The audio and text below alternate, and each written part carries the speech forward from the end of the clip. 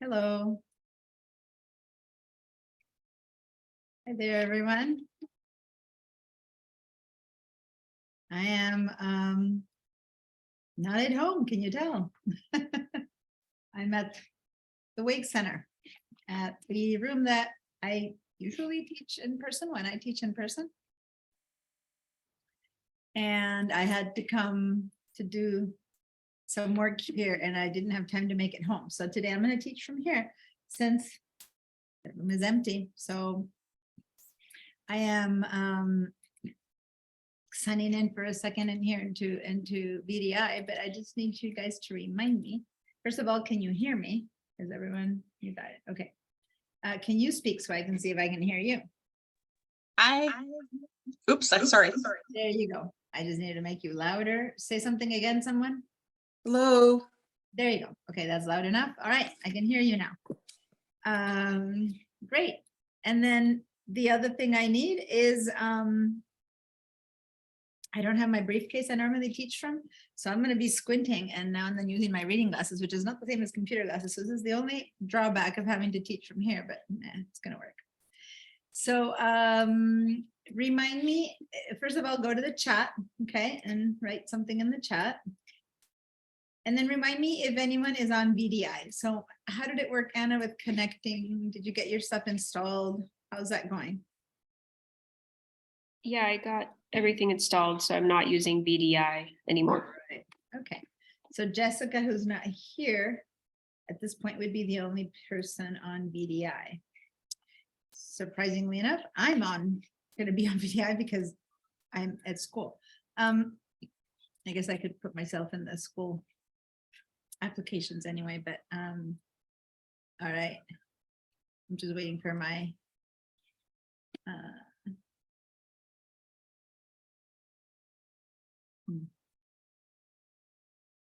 so I'm gonna meanwhile open Illustrator here, but it's just this computer is not very powerful. And so I'm not sure how it's gonna work to be able to show both. I might have to show only one. We'll see. But yeah, that might be the only drawback here, but we'll see. I'm opening this up right now. I have we're at a time where give me a second, where we are here we go, where we are evaluating. I'm evaluating a lot of teachers and stuff, and so one of the teachers that I had to evaluate was here in person. So I had to come in person. So that kind of, I was planning on being on Zoom for him, but I had to be here. That's why things are a little bit upside down. That said, it's all going to work out. I just need to make sure that I have access through Firefox, which is taking its time to connect. So I might not be able to show things on my, I might not be able to show things on VDI. Anyway, as I said, it seems like it's only Jessica right now, so it shouldn't be a big problem. Anyway, so 2 or 3 people said they couldn't make it today. There comes Jessica. Let me talk to her. I'm sure she can handle it without me demoing VDI. And other than that, it's going to be okay. All right. Jessica, can you hear me? Jessica? Yeah. Okay, hi. So I'm probably not going to be able to go VDI right now because you can see I'm not at home, I'm at school, and the computer here isn't very powerful. Are you okay though? Getting logged on and signed into Google Drive on your own? You can share your screen and I can help you, but other than that, you think you'll be fine? Yeah. You'll be fine? Okay. If you need something in particular that I might be a VDI issue, then I'll have you share your screen and I'll see if that's what it is. But other than that, it should work. It should be fine. Okay, so I think you're the only one who is still on VDI. Okay, then let me stop the VDI because it's not going. It's just telling me it's not going. So I'm just gonna give it up and that's fine. All right, so meanwhile, I have uploaded the class files to my bridge. So that's where I'm going to find the files. And I'm ready to go. I need to share my screen. There we go. I've got bridge. Maybe I'll just do the whole desktop. There we go. That's easier. I'll share the entire desktop. There we go. Okay. So any questions, you guys, about anything that we did last week? I'm going here for a second to show you the class files, and I'm coming here because I need to get the link to the Padlet, which is here because I don't have it copied into this computer. So Padlet, how to use Padlet? There we go. So let me hit the Padlet. Oh. There we go. So I checked it out before class. It takes a minute to redraw. I need to refresh Firefox. Okay. And some of you guys had already left class, and I forgot to email you and tell you. But towards the end, for those of you who weren't here, I had shown a the document that had the multiple artboard sizes. And I had said that for homework, you guys had to create more of those materials, right? So over here, you guys did great. And I don't know if those of you who missed that part, check that information on the, if you watched the recording or not. But for those of you who did, you guys did great. I saw a lot of examples. So basically we had 3 cards over. Let me start with this one here. We had 3 that had already been created, and I told you guys to create another one based on the material that the whole document had, but following the style and design so that it would look like it was part of it. So here's an extra one here that Moni created, picking up the colors from the palette. It's not one of the colors that's here, but it is one of the general colors that's there. So well done. I did tell people to copy the text because I haven't shown you how to use text. But Moni, what did you do for text? Did you find the font, or is this just a pasted? Because one of you guys asked me how to get to the font, and I don't know. I think it was Amber. Yeah, I did, Andrea. Okay. I know I could have just removed the 5 to make the 10, but I wanted to do 25. So Got it. So I'll show you in a minute. yeah, thank you. Moni, you're still silenced. Okay. Yeah, sorry, I lost my little window. Yeah, so I actually copied the 100 and I just got rid of one of the zeros. Got it. Yeah, I Because thought. I did the same thing. I wanted to do 25 and I'm like, oh, I'm not gonna be able to do How that. do you do that, right? So yeah, we're gonna, and then so we're gonna I'll tell you more about this. I like here that Anna put she not only made a card here, again, really nice combo using all the same information, so well done. Changing the internal colors of the part of the art itself, but also showing me the layers that she worked on. So that's really useful, and that's really well done here. Noticing that now and then you named the labels, and other times that's fine. But in general, very, very clear what's going on. And I haven't taught you compound paths yet. This is probably something that was already there and you just kind of reused it. But we're going to be broaching compound paths to know what that is and why it's there, but well done. Over here was how do you find the fonts, but these 2, and I just call you Andrea for some reason, Andrea. You created these 2 up here on top, and so you just invented you just grabbed any old font. Is that what you did here, or? Yeah, I just used a text box and, you know, Perfect. Yeah. use the font I And so liked. we're going to talk about that, what happens with text, because text is one of the things that's the most complicated to transfer from file to file when someone else has created the file, right?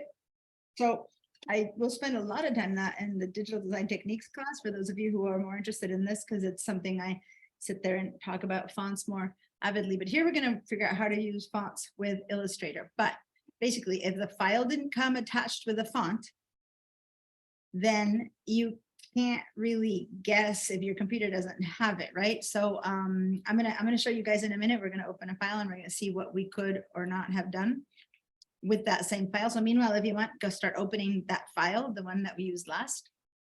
I also want to point out a couple more here that Moni made, and I like how you always write what you did, the tasks of what you did, like you do it also in the screenshots of what happened that day. So it helps, you know, keep in mind what's going on. Anyway, these two top ones are the ones she used, and this is a art that was in another one of the designs. Same with this, and so you just brought them in the same, you know, color palettes and stuff. So very nice, everyone. Did I miss one? Well, this is one of the ones that we did as homework, and this is actually where you picked up this information, is where you know, from the seed packet, you went and put that in here. So good job of reusing material. I believe I've shown all the samples of that work. Then Moni went ahead and, you know, can't sit around while I talk. She went ahead and meanwhile did some fun stuff. This is that simple little farmhouse that we used the other day. And then all I did is all I had you do is make a little trunk and some apples, and look at the forest and the farm fields, and wow, she really went for it. But, and I'm saying this because I really want you guys to know that as I am teaching things, those of you who, you know, I'm helping someone else, if you can, and keep working with that stuff that I'm teaching. I mean, she went ahead and put some gradients. I barely touched on gradients yet, but she created a whole bunch of stuff here. Look at the Padlet. So yeah, push yourself, keep doing more, because that's when you'll come upon things to ask and question. That said, this is not Moni's first time around the sun with all these things. And so that's why it's good to kind of push yourself and practice beyond the little thing that I'm doing. Now, Saul isn't here, but he's always pointing other stuff that he does in his personal life and inside, well, his business life, actually, he works with us. And so anyway, he's putting in here for a little newsletter from Oxnard. He's created a masthead. Okay, so I love it when I know people who came here knowing nothing are actually using it for their life, for their business, and that's what he's doing. So but he couldn't make it today. He's in both this class and the digital and technique class, so if you're in both of them, you might see now and then some of the work that he puts up there. All right, let's go ahead and get today. Let's go to that same file, the one that we opened last, that had all the it's called Working with Documents. Okay, let's open that one again. And we're going to explore a little bit what's happening there with text. And we're going to begin to manipulate objects today. So we have a lot of other stuff ahead of us. So I'm not going to focus only on text. I think I'm going to have to make my window a bit smaller so it doesn't occupy so much of your space. I find sometimes that when I have the entire screen occupies a lot of your space. So let me just reshare and share only these windows so that you don't have to look to see everything filling up your screen. Give me a second. Here we go. All right, so that might help it be a little bit more compact. I don't know if it helps or not, but hopefully takes up less of your screen space. All right, so this was the assignment to kind of create another one of these gift cards and or invitations or something like that up here. But the question had to do with what's up with the fonts, right? So first of all, let's check out the layers. And I believe at home I put the layers tab here. And if I didn't, I'm going to do it now because I have to reset. There we go. Oops. Come on. This computer is slow. this. Let me stop my share. Because whatever is resolving will get resolved. There we go. It got resolved. When I'm on Zoom from this computer, sometimes it's just too much. So I have to stop the share for a minute and then it can handle it. They're supposed to be changing these computers for us soon, but anyway. So over here, if I look at the layers and open up further, it's one of those where they aren't, you know, very tightly, so to say, they haven't said, okay, these are all the seed packets, these are all the gift cards or whatever. They just have general 3 cards, so that's good. So here are all the details for the card and whatever, but it's not very easy to see what part is what. So that's why I think by showing you this, it's good to organize it better. But I told you that we don't really use layers that much in Illustrator, but one of the ways to use layers, which is not done here, is to have another layer where you put all the text, so you can separate the text from the art. Sometimes you're laying out the text and you're having to do that same with art, and you can move art pieces, and so sometimes that's something you'll find that you'll have 2 layers, but one is the art and the graphics and another one is the text. Some people might have also divided this into a layer for each artboard. It's not typical to see that though, but some people do that where they want all the material from one here and another, and it makes sense. I'm just saying what I've usually seen out there that people don't have. So if I'm trying to find where the text is for this, for example, it would be very hard just by looking at the layers. So let's see if I put my type tool. So I'm going to go to the T, type the T on your keyboard, or click on this type tool, and let's see if I can click into any of the text. And for those of you who have never used type, if you've used it, you know what I'm talking about. When I try to get into the text, I discover it's not happening.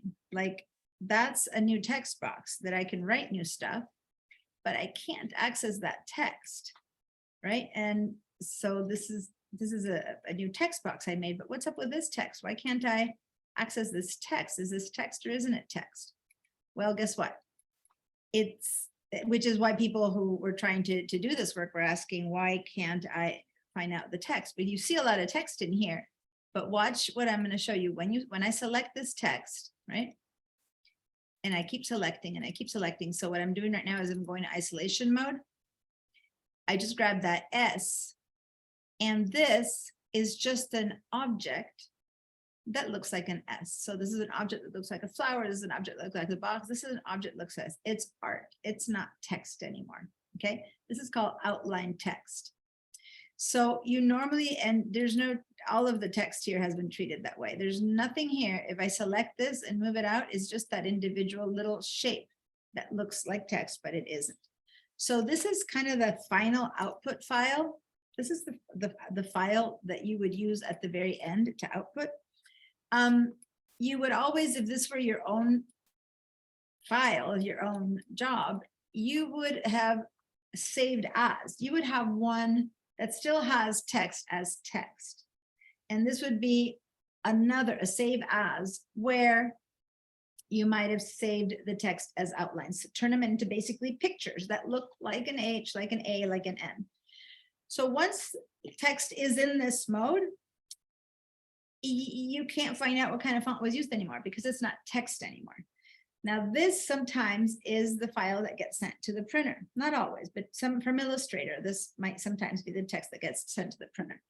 And thus, if you want to pick this up and work with this, you would have to either recreate that text, like guess, which is what some of the people were asking who tried to work with it, find new fonts, like Andrea just chose some new fonts to use, or you can try to match it going to the font. If it was created with Adobe fonts, you might be able to match it with some Adobe fonts and stuff like that. There's actually some pretty cool apps online that you can do a screenshot, or you can use your phone and photograph some text and then say, it's called what the font, right? Or something like that. And so you post that screenshot and it'll look in and tell you what possible versions of that font it might be. And there's a couple more. I remember that one obviously because of the name, but let me see if I can, so what the font. And so it's a font finder. Okay, it's my font finder. But there's others, font finders and stuff like that. So if you really need to create that, someone really sent you this one and you need to keep working for this customer, this client, you can't access the files that the other designer did, then you have to do some guesswork. And this is some of the kind of fonts that might help you identify the font that was used, or one similar enough that you can try to use that one. Okay, so anyway, research that on your own. I'm just pointing to, you know, I'm sure there's other like font identifiers, font detection from an image, that kind of thing. I'm sure there's many other apps. As I said, that name stuck in my mind, but there's many others that do that. So, but you just explore those on your own. Go ahead, maybe as homework. Hey, there you go. As homework, maybe what you guys want to do this week for next week is use this this page, and try to identify what font this is. And these are two different fonts, if you can tell, two different font styles. This is more like a kind of typewriter font. This is different. So identify the two main fonts, and then notice that for the most part, people use similar fonts after that. It's not necessarily true. Here, this happy birthday isn't any of the ones that were used in the logo. You have to be careful. The font here, both of these fonts have serif, this little kind of extra little thingy that comes out, so to say, like little wings that come out of the letters. That's called a serif. So this is a font that is a serif font, okay, with serif. So we just call it a font with serif, and that's those little extra thingies. Versus, and I'm going to move over here, this font, you see how the letters are kind of crisp and clean without the little wings to them. So this is called sans serif, which really is French for without serif. We just don't call it without serif. We just call it sans serif, S-A-N-S serif. Sans serif is how it's used, which is basically the clean, if you want simple lines of a text. Now, just by analyzing these two, you know, the just not about analyzing, just by looking at this here, I can tell these two are two different fonts. And as you become more accustomed to telling fonts, you'll be able to tell. Sometimes it's not so obvious that it's a different font, but in this case it is. This and might or not be the same font as this, or it might or not be the same font as that, or it might be a third font like this ampersand. And then this for sure is another font. Now the question is that one the same as that one? Is that one the same as this one? And if it's not, I would venture to say that something is kind of going wrong here. Because one of the things that identifies a brand, one of the things that identifies your style is being consistent, not just with colors and with styles of art. Like you wouldn't put like in the middle of this, suddenly having a flower that looks very realistic. You guys might have noticed this one here that looks very realistic. However cute it is, it kind of doesn't look like the rest of the art, right? And in fact, it isn't used in any of the rest of the art. I'm going to go back to the control 0. So you guys, hold on, control 0. So you guys can see the rest of it.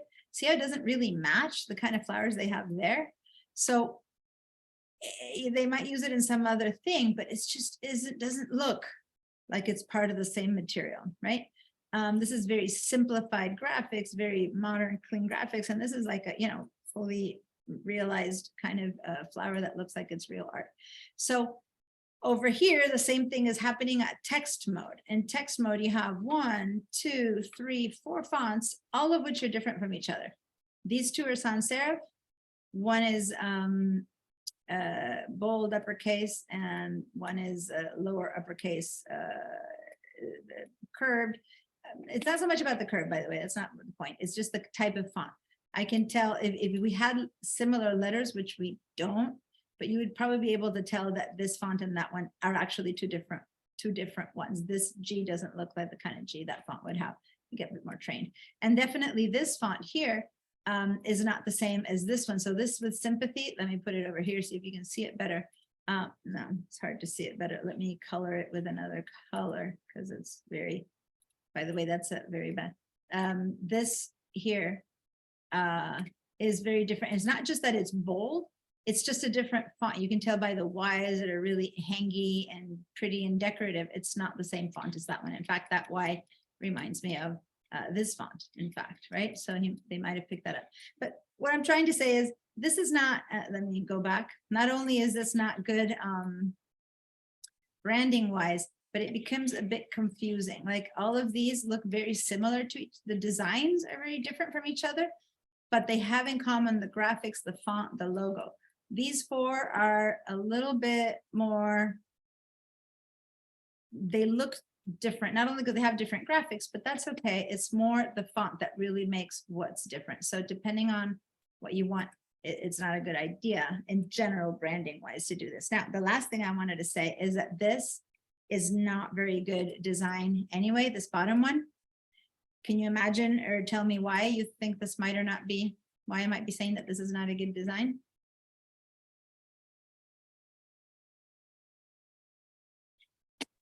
You can't hardly see it. Yeah.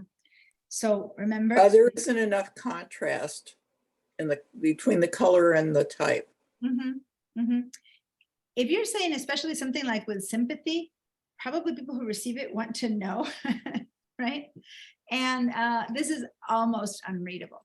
For someone who doesn't have good eyesight or who doesn't have their glasses with them, it's impossible. But people, there's lots of people who have issues with their eye, colorblind is a lot of stuff that you need to take in consideration. And this is basically one thing, like they have no idea it says with sympathy. So contrast is very important. So I think Janet, you said the word contrast. Background and readable text. Not if this were art and it's just big letters in the background, then who cares, right? But this isn't art. This is text that needs to be read. People need to read them with sympathy. So then you have to make sure that it's readable. It doesn't need to be blatant like this, congratulations, but definitely you would probably have to get this gradient darker so that this becomes more readable. So if you're going to have light letters, you have a darker background. If you're going to dark letters, lighter background. Okay. So the rest of the contrasts are well done. Here's light letters, but that's done. But this one is really way too lacking in contrast. So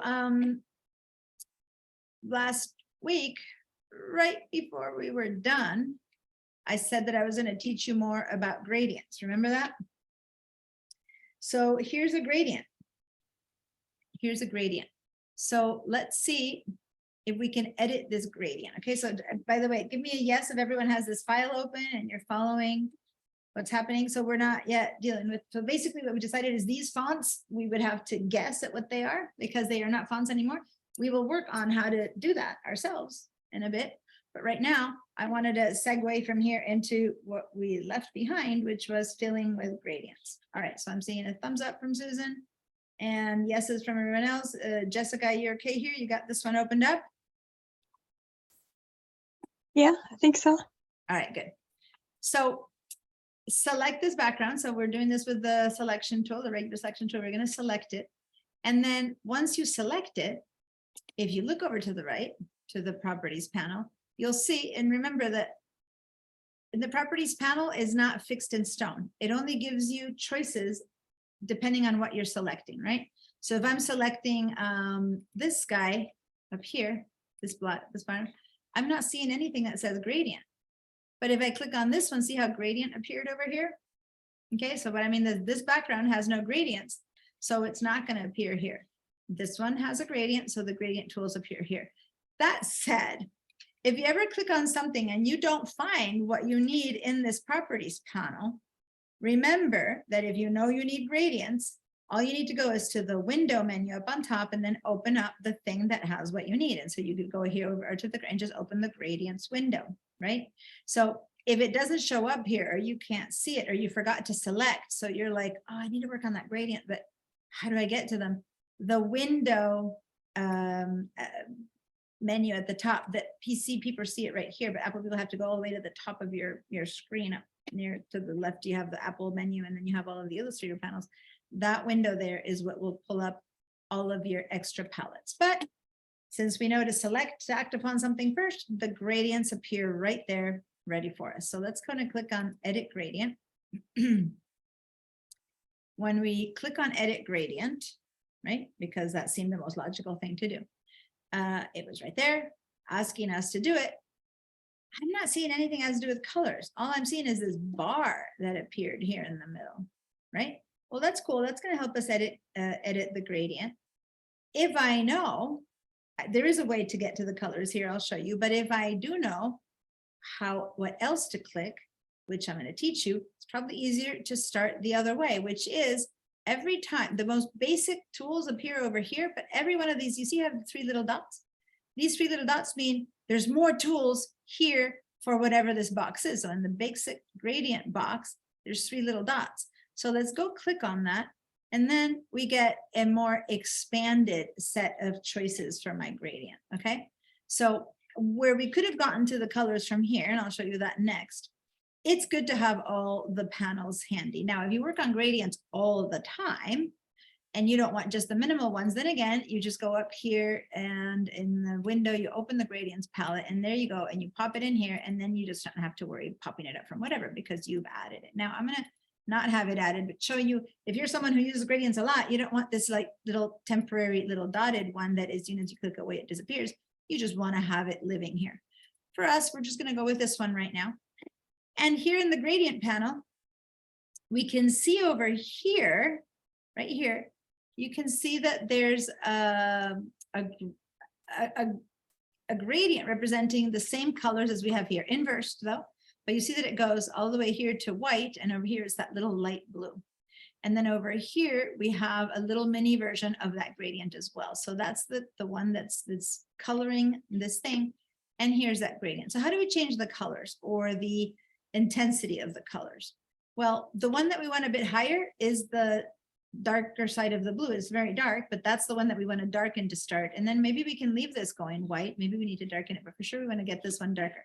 So this little dot that's down here, right under there, if I double click it, there we go. By double clicking it, the first thing that pops up is a kind of panel that lets me get to the colors. There's other kind of panels that I can get to color. But this one is giving me access to the CMYK, the 4 colors of ink that go into this document if I were to print it. Now, if this were an RGB document, like it's going to go to the web, then you would get RGB, red, green, and blue. Since it's set up for print and it's going to print, it was set up as a CMYK. Remember what we did the first day? And over here, you can also see it by the name. It's talking about a CMYK preview. So there's other ways you can tell it's a CMYK file. But over here, when we try to access the colors, it's showing me cyan, magenta, and black. So what this is telling me is that if I print this with just this little bit of blue, of cyan, and this little bit of magenta, and this little bit of yellow, and no black, so like teensy percentages of these 3, plus no black, I'm going to get this color. So if I want to make this darker, from here, I have a couple of options, but if all I want to do is darker and not change the color, like I want this color to stay the same, then I can just maybe start adding a little bit of black, right?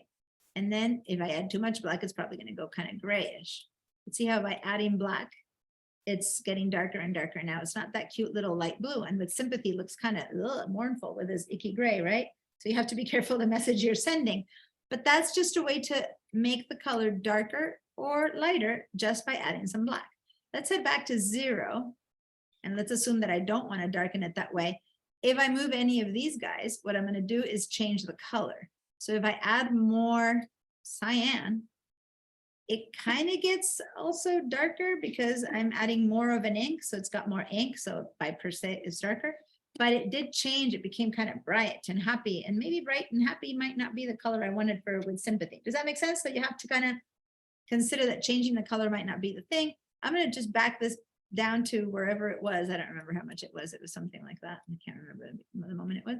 And then if I add another color though, magenta, now I'm really turning it into pink or purple. So all of these are really changing the color because I'm adding colors that make other combinations, right? So none of those is giving me exactly what I wanted. I think what we need to consider, and let's do a command or control Z, back. That's actually, we need to leave first this tool, click away, and then go command Z, command Z, command Z. If you did change those, command Z your way back until you have the original blue that the blue came with, which in this case is this one. Oh, I made that one more. Okay. And now, because that disappeared, let me show you another way where we could have gotten that.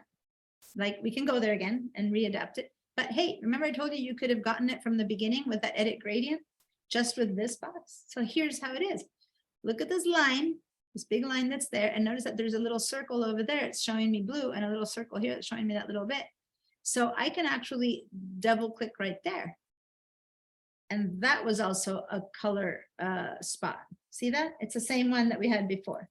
Or I can call it double click right there. My tip of my mouse has to be right touching that one for it to work. And then I get that initial color. So maybe one more thing before we go change the color. There's also this little kind of diamond right in the middle. You see that diamond thing? Well, that diamond, what it is it's telling these two colors where to transition and how evenly to transition. So these two colors are transitioning very evenly from dark to light. Notice if I grab this little triangle and I move it all the way here, right? This is such a light gradient that you can't really tell. But notice that this is basically flat blue, and then the gradient is just happening here. Probably have to show you this when I make it a bit darker. If I grab this triangle and drag it here, then what we have is a lot of light and a little blue there. Let's change the color first because the gradient is so hard to see because it's so subtle. Let's go then to this double click here. And that what I'm going to do is maybe I'm going to add a tad of cyan and add a little tad of black, just enough to make it a bit darker, right? If you want to change the color, you can move the others around. But that would be a good way to start being able to see more what's happening. Now I'm going to add quite a bit more black because I want to make it quite a bit darker because I want to show you a little bit more how this triangle affects the color, right? And then I'm going to click on it. And now you can see what I mean, where if I put the triangle over here, I'm getting a lot of the light color, and then the transition is happening here. And then that goes all the way to the blue. So it's a quicker transition.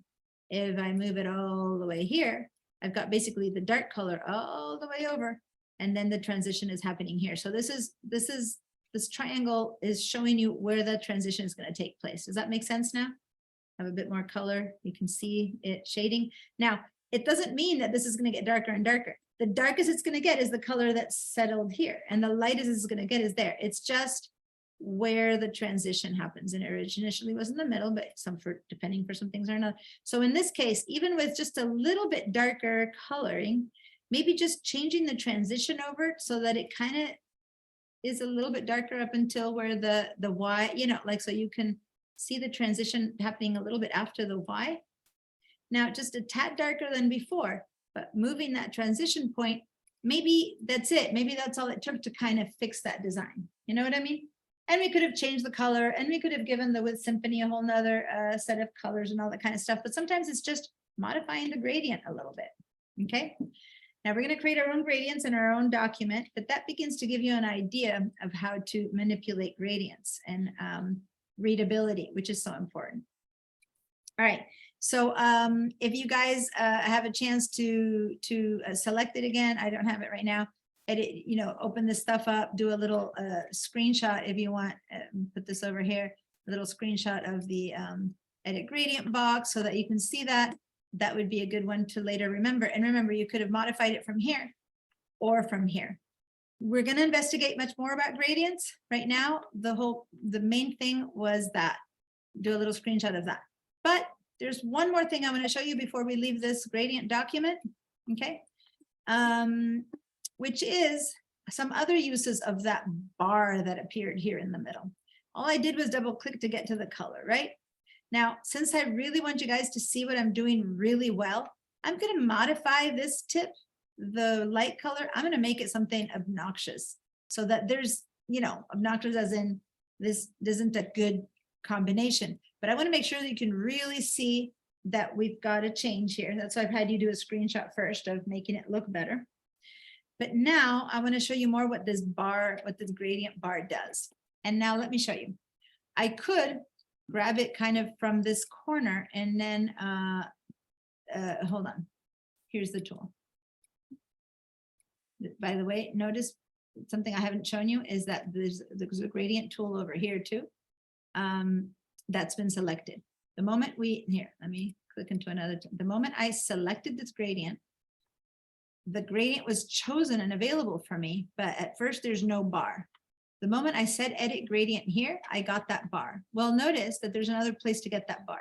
I select the gradient and I go here to the gradient tool right there. Click on that and that brings me that bar too. So that gradient tool is equivalent to that little edit gradient there, okay? And now what's the point of that? Is because I can modify the positioning of this gradient tool. And for some reason, it's not letting me. Oh, funny. Okay, so it wasn't letting me modify it, but it's letting me do something else. So I was trying to show you how you can drag it, but let me undo that. When that bar is there, your mouse, when it's holding this tool, your mouse becomes that bar. So watch, I'm going to click from here to here, and I've created a new bar. And now my gradient is going from top to bottom. Or I can click from here to here, and that bar is what's making my gradient go from left to right or right to left. Clearly, where I'm clicking is always the pink, and where I land is the blue. So if I want to have pink up on top here and blue there, I need to click on the top and bring it down. If I wanted the pink to be under the flower, then I click from here and I go left. Does that make sense, you guys? So that's the gradient tool. Now you should be able to, in my memory, you could select this and move it too. And all it's letting me do is move it in and out. I thought you could drag it up and down, but maybe it's that at this point you can't do that anymore. I haven't used that feature for a while because in the end, now before you had to do that, now you can actually just click and drag, and if you want it in a different place, just use it again. Now, notice that I can make a really tiny one. And then what's happening is that I get the full blue color here, the full pink color here, and just a mini transition. It's like zip, a little teensy weensy transition.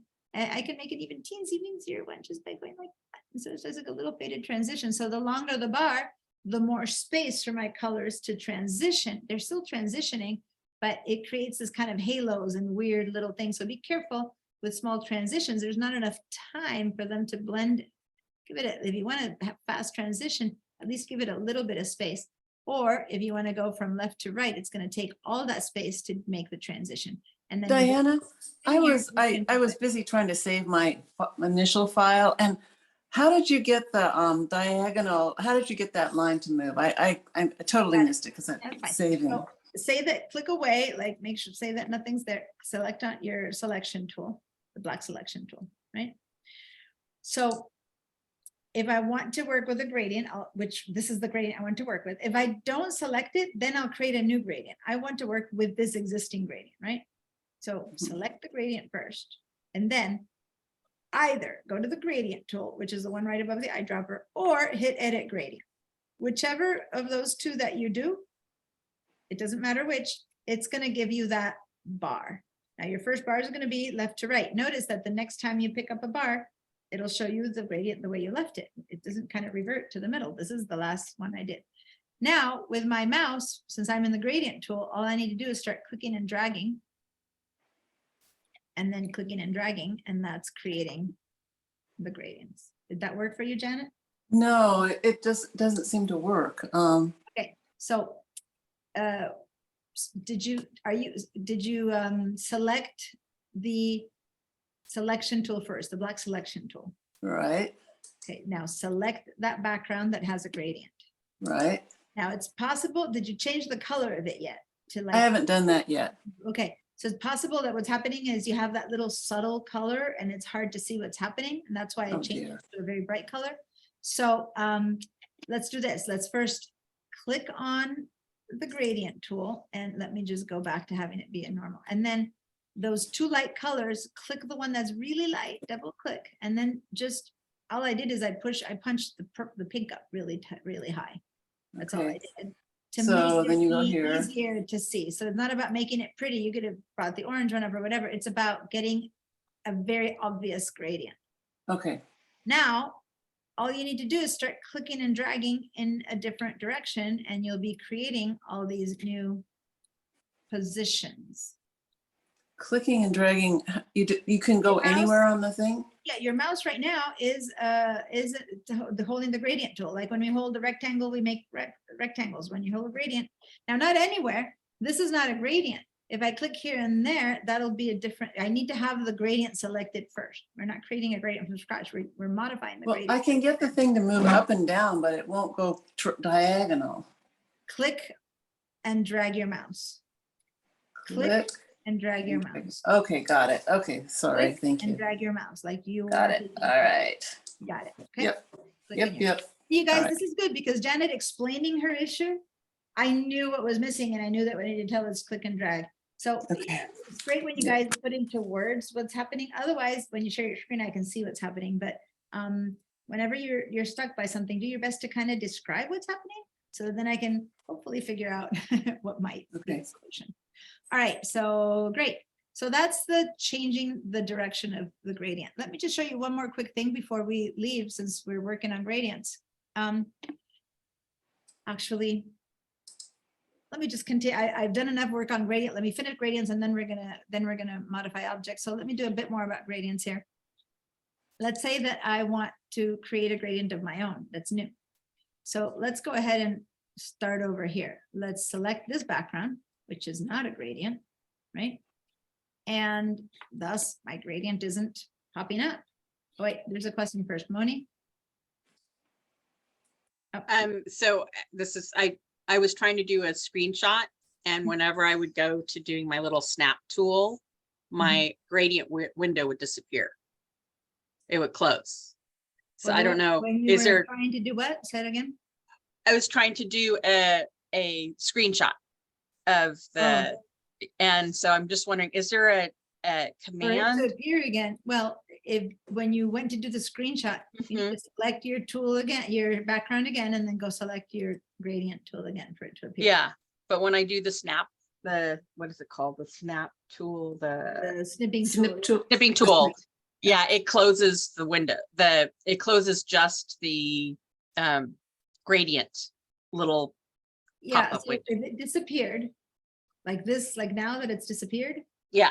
yeah, just go and select the gradient tool again, and it should appear, as long as that is. Oh, no, but to actually do a screenshot, I cannot get that on the screenshot. You're having issues with the screenshot. You're on a PC from what you're saying, because you said. snipping Yes. tool. Yes. Do you want to share your screen? Because I'm on a Mac. Today I don't have. both. Sure. I have to show it on your computer. I can't show you to you on mine. Okay. And I am looking at. I tried to get onto VDI, but it's not working from here. So. Okay, so let's say I want to see the oops, You wanted sorry. to do a screenshot of this bottom part? Well, yeah, so let's say I wanted to do, Oh, you're not selecting the background. all right, let me go back. Okay. Yeah, it was the other one. But let's see, where is it? Let me go back to this one, a little Yeah. easier. Because it is already a one, so it's good. Yeah, so all right, so if I do it on the side or I do it with the tool, right? Mhm. And let's say I go like this. Now, if I click on this, Oh, what you're saying it is. that when disappears. Okay. Oh, I So- see what you mean. Trying to get a screenshot of these tools, when you go get the snipping tool, Yeah. your open palettes disappear. That's what you're saying. Yes, yeah, Got exactly. Got it. Now I understand. Sorry. Well, then, yeah, do whatever you can. At most, Okay. open it up from the palette from the side, because that one will stay open. That I way tried that too. It just, for some reason, it's weird, huh? yeah. Don't So- click anywhere else on this. Can you go straight to the snipping tool? And then does that one really disappear? Let me see. Try See? go. Don't click I on the just- Illustrator anymore. Yeah. Go click. So- Go, there, it's gone. Yeah, I see what you mean. So then the only solution here would be to actually open up from window the actual gradient palette, which will stay open. That, Oh, we'll open okay. it from there. if you want to do that. So guys, this wasn't about how to use Illustrator or not. It's just that in the snipping Yeah. tool, the moment she leaves to take that snip, these temporary palettes that pop in and out, they collapse again. They pop away. So she was trying to do a screenshot with it and couldn't do it. Now by opening the one from up the top from the window, then it stays. Okay, that's the palette that's just until you get rid of it, it won't stay. The other ones were little pop-ups that happened only when you touch the three little dots or when you touch the color, and that's why it was disappearing for the screenshot. Got it. All right, well done. Cool. You did it. Thank you.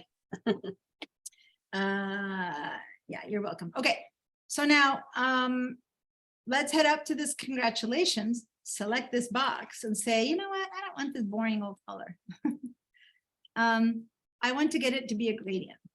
Now, remember, I'm going to let you guys decide what's happening. If I go over here and try to change it, why is that happening? Can you We tell? can't see your screen. Oh, thank you. You always remind me, please, because it always happens when someone else shares and they stop. I might just continue teaching. So that's when you have to be ready to remind me that I'm not sharing it. Okay, so what I was saying is I'm going to go to this one and change. I'm going to turn this into a gradient of my own choosing. We're going to create our own gradient for it. So I'm selecting it. And some of you have already played with gradients and notice that if you go over here, there's a couple existing ones. So I can just go and click on that. Whoa, or a distinct color. Whoa, that's not what I wanted. What's happening, you guys? Don't you have to isolate? Exactly. It's a group. And when you select a group, and it has it, this thing should be the giveaway, the question mark. That means it can't tell you what color it is because it's got too many. That's some color, some tone of greenish, some tone of blue, some white, so it can't choose. That's why we're going to have to do the isolation mode. And once again, we can either go over here and try to figure it out. And since I selected it already, I can tell it's that one. So then I can open up. And then from here, I can tell it's this one. So I can just click and there you go. Now I've isolated it through layers. Or the other way of isolating was double click until I'm just looking at that, right? So those are the two possible ways to isolate this background. So one way or the other, go ahead and just make sure you have this background, which is not a gradient. And now let's say you do want to make it into a gradient. Okay. So let's go grab the gradient. It's not here. It's not a I'm gradient. sorry, I have another question. I missed the first class, and I think what happened is, I don't know, you've got that little thing, those two little squares piled on top of one another, which is the layers. How do you get that in that? So yeah. right now the layers are popping up here. They've got Right. layers and so Do I I grabbed just the drag it? layers just from the words, and I dragged it out. Okay. And I just see when it gets blue, I notched it right there. Okay. Had I not notched it and I drag it out here, then it would be floating. Okay. And then you have to grab it again and then just try again Got until it. it notches it Got right it. there. Th- And that thank kind of you. gives you the layers. That worked. Yeah, no, good point. So now here we have double click, or through the layers, we've isolated the one layer we want to work on. Now we can go to the gradient tool right there, right? Select it from here because it's not showing up in the properties. It's not showing up because this wasn't a gradient. So now we're going to just go ahead and, oh, sorry, I grabbed the eraser. Grab the isolate. I told you guys I don't have my glasses, but if I wear my reading glasses, I have to be like this to the screen. Normally for my computer, I wear an in-between set of glasses that I left at home. So here's the gradient tool. So now I can click, I can go ahead and click and, is it not gonna let me? Really? I'm gonna have to first fill it with a gradient? Okay. Maybe because it's not, okay, it's not gonna let me fill it with a gradient tool right now, which is a bit bizarre because, never mind why. So the solution, the quick shortcut to get the gradient into that is to go fill it with an existing gradient, okay? And there's gradients that already exist here. So let's choose this colorful one. Fill it with a gradient, the colorful one. the one that's got a ton of stops. And now, there you go, the gradient, this thing is filled with the gradient. Now, It's me again. How did you get to the isolation? I have the little drop down where the yellow part is, but so, but you were here last week, weren't you? You yeah, I missed was, the but before. you're Okay. talking very Just trying to make fast. sure. I'm sorry. We can forget the drop down. Just the Okay. quickest way to get to isolation is select the group and then double click. Oh, I see. You get Yeah. to the shape you need to work with. And which one is it? It's the bottom one? Yeah, this yellow.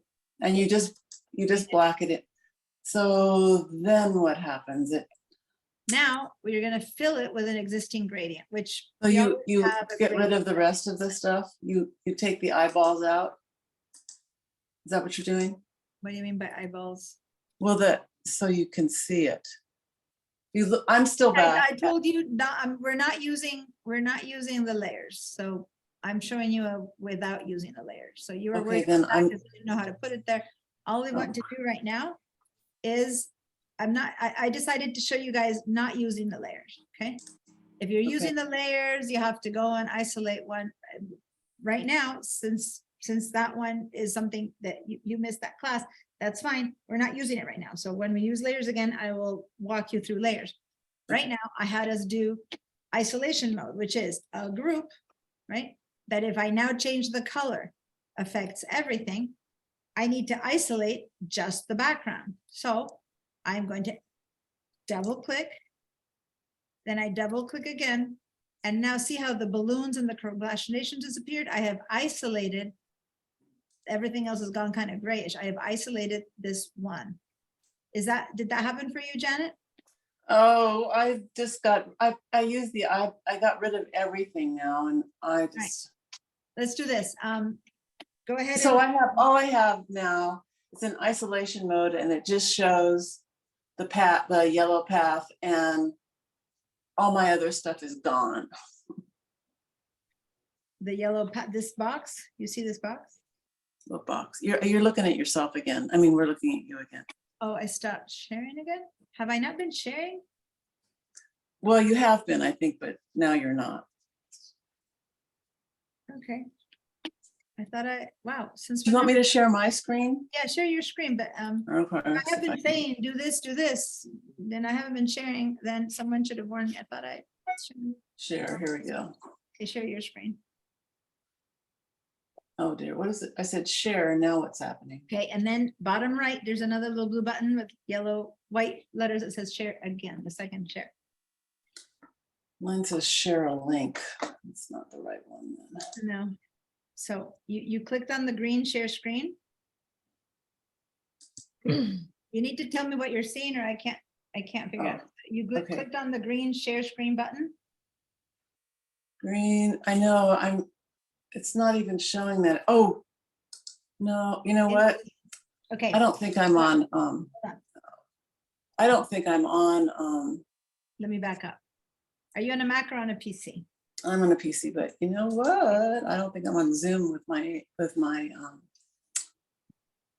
Oh, you have a Yeah. different display. You're not working on the one that you're connected. You have two. I have two. Okay. Yeah. I'm just connecting right now. So on the computer that you're doing your work, see if you can go find my email, connect to Zoom on that. I did, yeah, I'm doing that right now. And then later you can show me so that I can Here try we to. go. Yeah. here Okay, it so is. meanwhile, when that's ready, let me know. Meanwhile, I'm gonna show this again. Or just let me know. Oh, you're here. You connected quickly. So go ahead and I guess I won't. All right, it's So since you're here, tries just go ahead and. got it. All right, so now share screen. Sorry, that was really. Fine. Um, And then the second bottom right is another share screen. A blue button with white letters yep, on the right side. Okay, there we go. this goes down. All right, so now let me, Up. Illustrator, there we go. Okay, so this is great. exactly where we are, but what do you mean by everything else has disappeared? This is Okay, exactly where we- so, I'm not, am I in Illustrator? Yeah, you are. You're showing me Illustrator and it's exactly what I wanted you to be. You're in isolation mode. But let's do it again with you in front of it. Hit the escape key. Hit your escape key. Up left key on the keyboard. Hit your escape key. Okay. So now, hold on. It does seem like you might have gotten rid of the balloons or something. So just give yourself a couple of in your case, Control Z's a few times. Control Z. Yeah, there you got your balloons again. Okay, a few more. Okay, there you go. Now you're But ready. I'm not seeing my, over on the right-hand side, usually I see the, Your tools or something. yeah, they're gone. Maybe yours is very highly zoomed in. It's okay. Hold on, because what I need you to do, as soon as you stop your Zoom, you'll be able to continue doing it. Wait, don't keep looking around. Go Okay, back to the thing that says congratulations. okay, here I am. Okay, so all I need you to do right now is to get into isolation mode, which is double click. Right? And see how everything else went gray? Okay, got And then it, double click sorry. again. Now Okay, you're selecting this and only this. Now, if we Right. stop the share, all the other tools and everything should be available to you again. I'm going to All right. stop the share. If they're not, then let me know. Something might have changed based on sharing. All right, and I noticed Amber, you popped in. Are you popping in and out? Is the connection unstable or what's happening? Yeah, my computer and Illustrator keep crashing. So I get crashed out of Zoom and then Illustrator crashes too. Sorry to hear that, but okay, that's keep your one thing you can do, much to my regret, was to tell you to turn off your video. That helps because it uses, I like you guys, but the video portion does use computer resources. So turn your video off and that should help a little bit. Okay. Liana, remember to share your screen. Thank you. Thank you. I need you, Andrea, to say that each time. All right, here we go. Illustrator. Okay, so I'm going to catch up by going double click, and here I am. Do you see your tools now, Janet? Yes, I do, thank you. Okay. Yeah, they Yeah, came so back. when you share your screen, everything kind of goes a little bit berserk and now you're. Yeah, All right, so here we go. We have a fill that we need to first fill with one of the sample basic default palette of choices here. Has this really colorful green, yellow, and orange one. Let's click on that one. Okay. And now why I wanted that one is because I want to show you how to do gradients that have multiple colors. Now this is already an existing one with multiple colors. So again, we can go to the edit gradient over here, right? Or we can go then over here and bring this up. And what we see now is instead of just 2 color spots, right? We have 1, 2, 3, 4, 5, 6. Here you see them again. It's the same thing, right? You can manipulate either from here or from there. I'm going to show you how to manipulate it from here for now, since I showed you that already there. So here we have each color spot. Now say that we want to go from green and red to yellow, but we don't want it to repeat itself so much. So let's just get rid of some of these. So I'm going to just go and keep one set of those colors. So I'm going to delete the second set of colors. So I'm going to go to the second yellow, this one yellow here. All right, and I don't want it, so I'm going to hit that little trash can. That's one way to get rid of it. And then phew, we have a little bit less. Another way would be to grab it and just kind of drag it down away. Boom, I've just kind of pulled it away. So it's gone. Another way would be to go up here, select it from here, and hit the delete key on your keyboard. So there's so many ways to get rid of those extra colors, right? And at this point, whichever way you did it, we're left with green on both sides. You know, you might have deleted other ones, but I'm going to go ahead and get rid of one of the ends. I don't want that end to be green either. So I'm going to, again, either hit the delete key or push, just literally pull it out like I'm dragging it out. And now I'm left with 3 colors. So either from here or from there, I'll say, well, I want the red to be at one end and I want the yellow to be in the middle. And phew, I have simplified that one, haven't I? So again, it doesn't matter what colors you chose to leave, but if you chose 2 yellows and there's nothing in between, it wouldn't make sense. So what you could also do is double them up. I can grab this one and drag the yellow over. See, it's not like it's even, I can even just say, well, I want the yellow in the middle. I can want the yellow over there. I can change the order that way too. It's completely changeable. I could have done that from here as well, Mm. But it's a little bit harder to times to handle. But see, I'm just moving. I'll put the yellow in the middle. I'll grab the red and I'll put it over there. Yeah. So I'm moving these around. Now, once I've moved those around, I still have now in between each color just the little diamond, but now I have two of them because that's where the gradient's going to happen between the yellow and the orange or whatever's in between. So between the green and the yellow. So now I can still keep moving within these two, within that transition, right? Those two colors. Now, what if I didn't want green, yellow, and red or orangey-ish? What if what I want is a completely different set of colors? Well, I can just double click over here. And it's hard to make a color moving the CMYKs as I showed you before. It's not that easy. But good news, I have this little bar down there. So what if I want this point to be maybe a light blue? So I go to this little, see how when I put my mouse over it, it turns into a little eyedropper, and I'm going to click somewhere on the light-ish blue. So that's how I would have had to move things all over the place to find that light blue, but just by clicking on the spot that I wanted, I can do it. So then I can kind of drag it around until I find the spot I want. I wanted it to be a purple, okay? Or, you know, move it until I find. So let's say that I wanted it to be some kind of deepish blue. There you go. I'm gonna have that kind of blue there, right? Then I can go over here and give it another tone. So I can double click there again. And again, I can use this. Now, if I want to go back to just having the default palettes, I could click on that and I get that default set of palettes, but there's not much originality there. So I prefer having this choice to give me my mouse to kind of go over here and create my own second color, right? And then I can go to the third one and maybe what color do I want that one to be? I want it to go back to being a more like a purplish kind of blue. So then I created a new set of colors. All right, but that's still based on the existing colors that were there. What if I want a new color? I don't want like, not a new color, a fourth color. Well, a fourth color, look at what happens when my mouse touches that bar. Up until now, I've been touching the triangles or the color spots themselves. But what if I just touch this bar right there? See how it becomes a plus sign? I'm going to click there and now I've added another color spot. It'll take on the color of where it's sitting.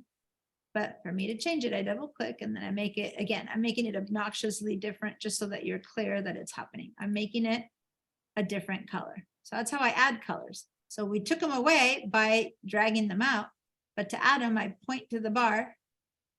When it says plus, I click, and then that's how I create. Again, I'm making very, very intense color differences so that you guys can see clearly that I'm adding color. I don't want any subtlety to this one. Does that make sense? And then I can just adjust this way. Now be careful, not all colors blend well. That's not what I'm gauging right now. I'm teaching you how to do it. But be careful because like this is turning a murky brown in there. Other things turn murky gray. So you got to be careful with what colors you use for your gradients so that they're actually pretty gradients. And then how long they need to transition. And a light color into a darker one is going to need a bit more transition, even if it looks like it's not even. Like the middle set between these 2 points didn't give me a good yellow because it's so light that it takes longer to burn through the blue.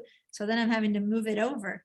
And it actually looks like a gradual transition. It's just that it needed more space. Anyway, so play around with that. And again, or play around with it here. Again, how would I have gotten an extra one here? Same thing. I would put my mouse right here, okay, in the right side in the bar and click over there. And that's where I made my new one. And yeah, again, what color is so different there? A blue would be very different. Okay, so now I've got a ton of colors and I can move it around from here. So both moving them from here or from here is exactly the same thing.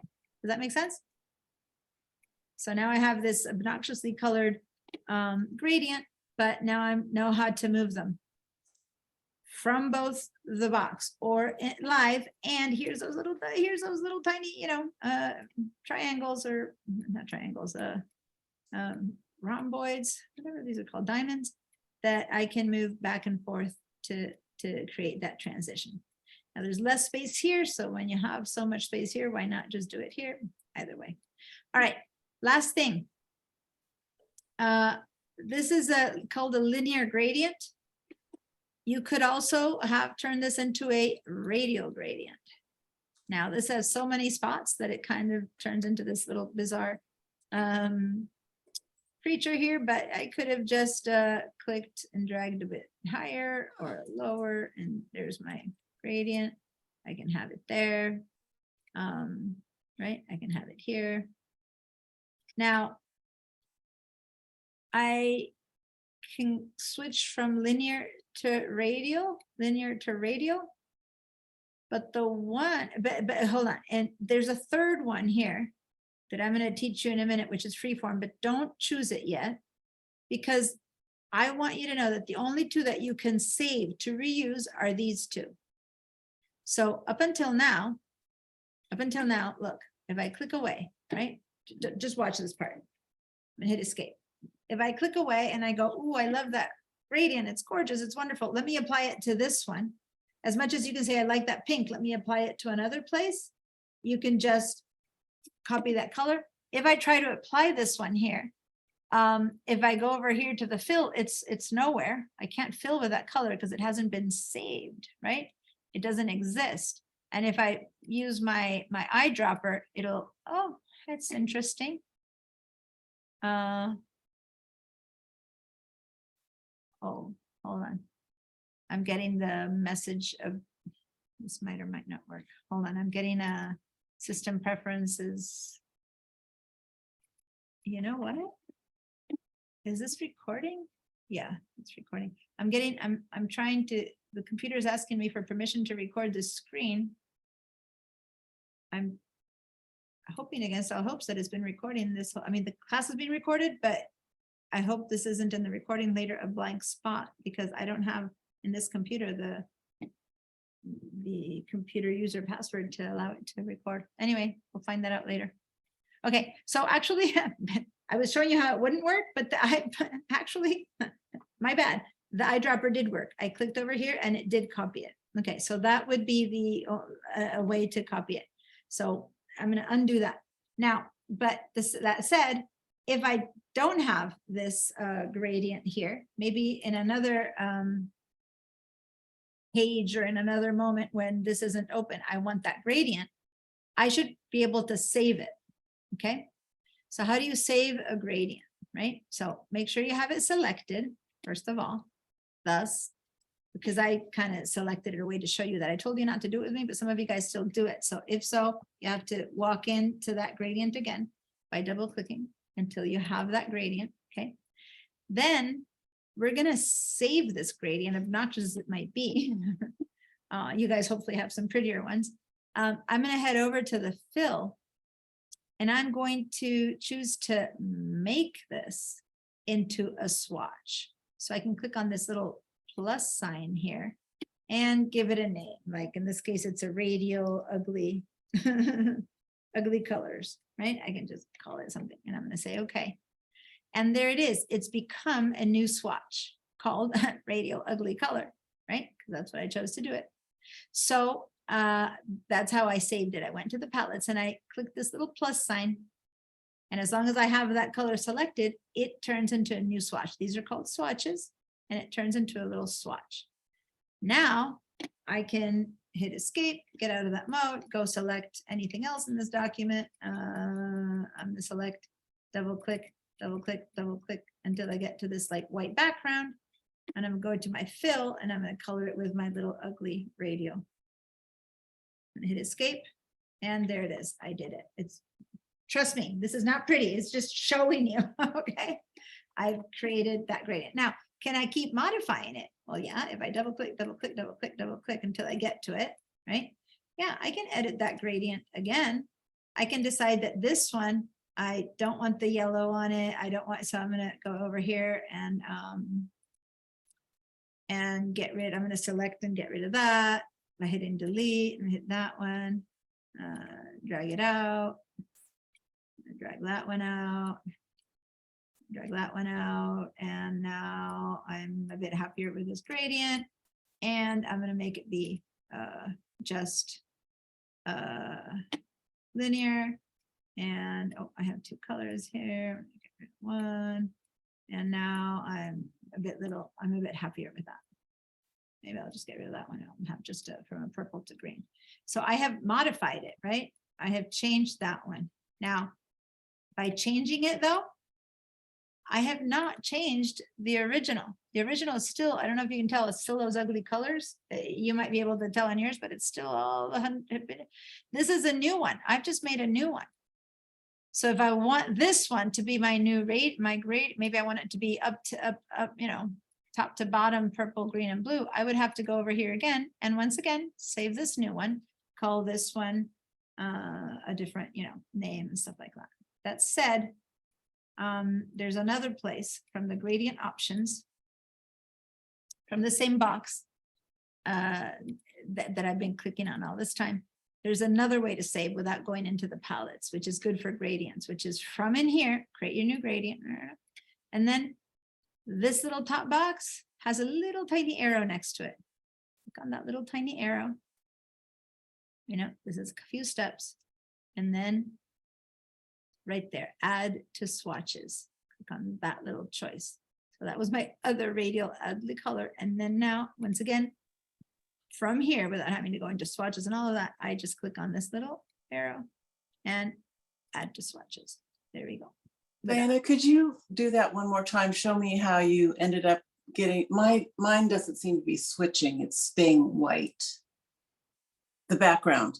The background is staying white. Yeah, so I'm So you here. came over here to the seeds, you mean? Yep, I'm over at the seeds.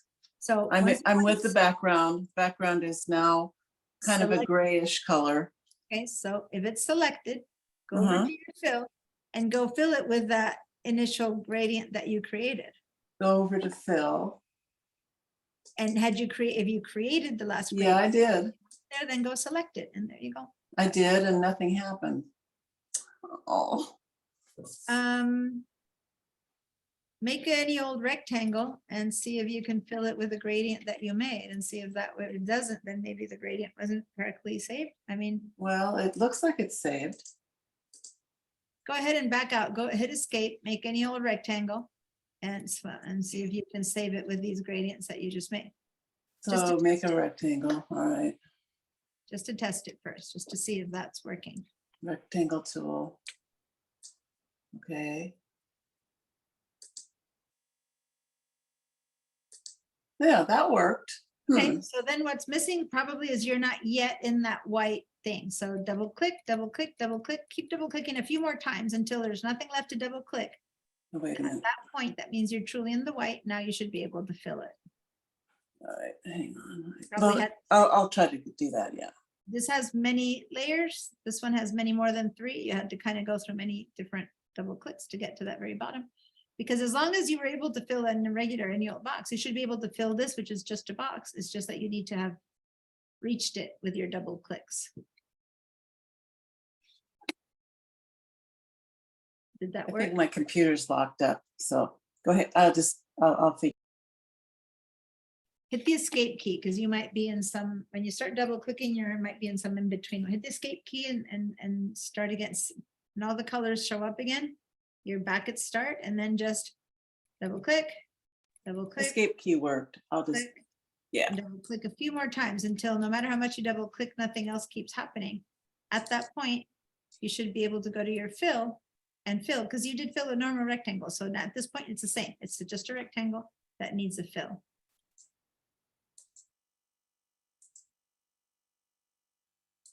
Yeah, now it works. Yay. You just probably hadn't gotten all the way in. So now that it's Yeah, maybe that's it. okay. And now hit the escape key and back out. And there you have your seed packets again. I'm not vouching for this being pretty. I'm vouching for the how-to. Trying to put that disclaimer because I don't want you guys to think that this is what I would think would make a good background for the seed packet. Looks like a beautiful funky rug. Yep. Was that the radial one? Yeah. Okay. So that's how you make new gradients, how you modify them, how you create them, and how you actually save them to be used again. But let me clarify. these two gradients, gorgeous and ugly. I'm called one gorgeous and ugly, not that one is gorgeous. The first one I had given it a color when I created it. The second one, if I hover over it, it just says new gradient swatch because the second way of saving didn't ask me for a name. So if I do want to name it, I could just double click on it and then give it a name here and call this one green, purple, blue. Gradient, I could call it gradient. Now the problem with calling something by its colors, let me say that I'm doing it myself. I'm saying green, purple, blue gradient. But then if I try to modify this gradient, what if I later modify it and I decide I didn't want it green, purple, blue, maybe I wanted it light blue and pink, then suddenly the name won't match, right? But anyway, I'm just throwing that out there. Be careful with naming things that you might modify later, because I've shown you how to modify your gradients. You might do that and then suddenly that name won't match. But anyway, the one other caution I want to say is that this gradient lives with this document. That's it. Let's go to Bridge and open another document. Next to the working with documents, there's a watering can. Double click that one and open it up. Here we go. I'll let you tell me that you all have it. Give me a yes once you've opened the watering can.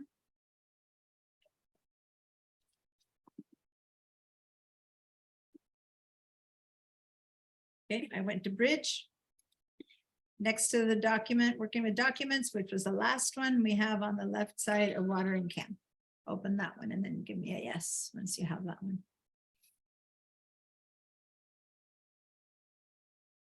Okay, looking at these files.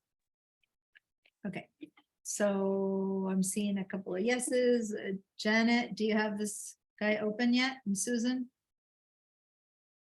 Working on it. Susan, no, there you go. Susan's iPad, I'm seeing you there. Watering can, there you are. Yeah. I'm looking to make sure everyone has Got it. Not names, yeah. And Gerard has it. Moni, Jessica, you got it? You're not saying yes or no, so I need to ask you in person. Can you give me a green check mark if you got it? I haven't got it yet. Oh, okay, got it. So do you need help getting it or? Same folder we got the other, right? Yeah. So if you go back to Bridge, it's right next to it. So, and I purposely, so that we don't have to go and search just that one right next to it. Okay. Give me a yes once you've got it, okay? And if you're running into trouble, give me a no. I'm going to continue. Let me just say that this is also filled with a gradient. Can you tell? Darker green to lightish green, darker green to lightish green. That's a gradient. If I go look and here, has that been saved as a swatch? No, I don't see this little light, dark green to light green anywhere. It hasn't been saved as a swatch, right? But if I want to change it to the gradient that I just made, then not there. The gradient that the little ugly one and the purple green, they're not there, are they? At the same time, if I go to my other document and I want to fill with that green one that the watering had, it's not here. Not only is it not here, but this one hadn't been saved even here. So how can it be here, right? So how do you transfer colors from document to document, right? The old-fashioned way or the new way? First, let me teach you the new way, because after all, I'm trying to teach you how to do things the new way. But then there's another way. There's the way we've done it for years and eons. But up until now, I have not mentioned this word, the word libraries. We haven't talked about libraries yet, right? Let me clear your feedback because everyone now has the file. Jessica said, yeah, everyone's there. So let's look at libraries. Click on that tab.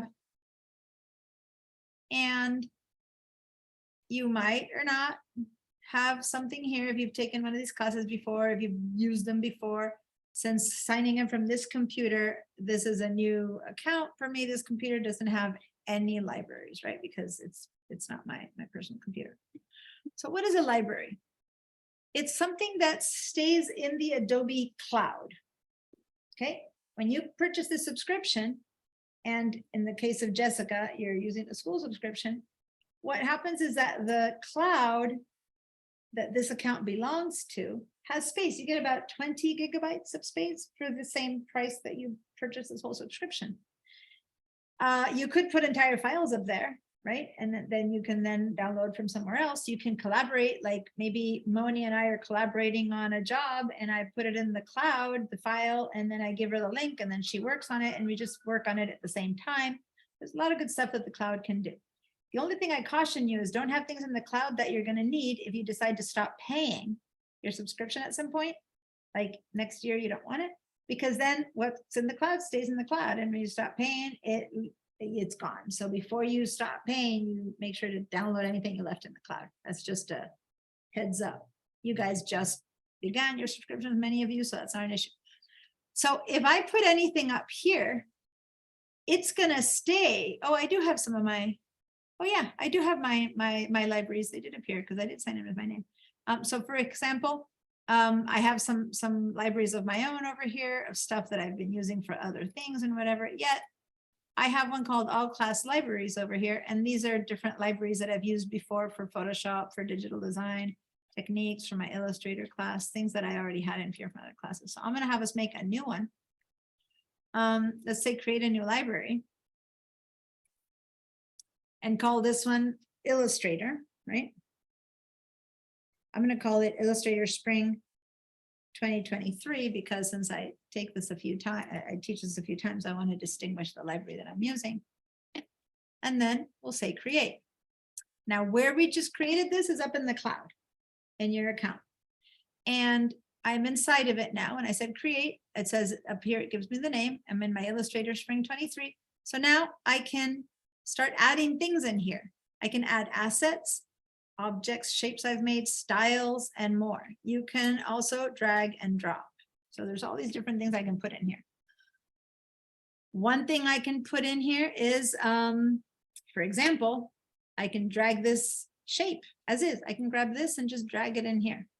It says plus, it drops in as an artwork. There it is. It's now in the cloud. This document wasn't in the cloud before, it was in my computer's files, right?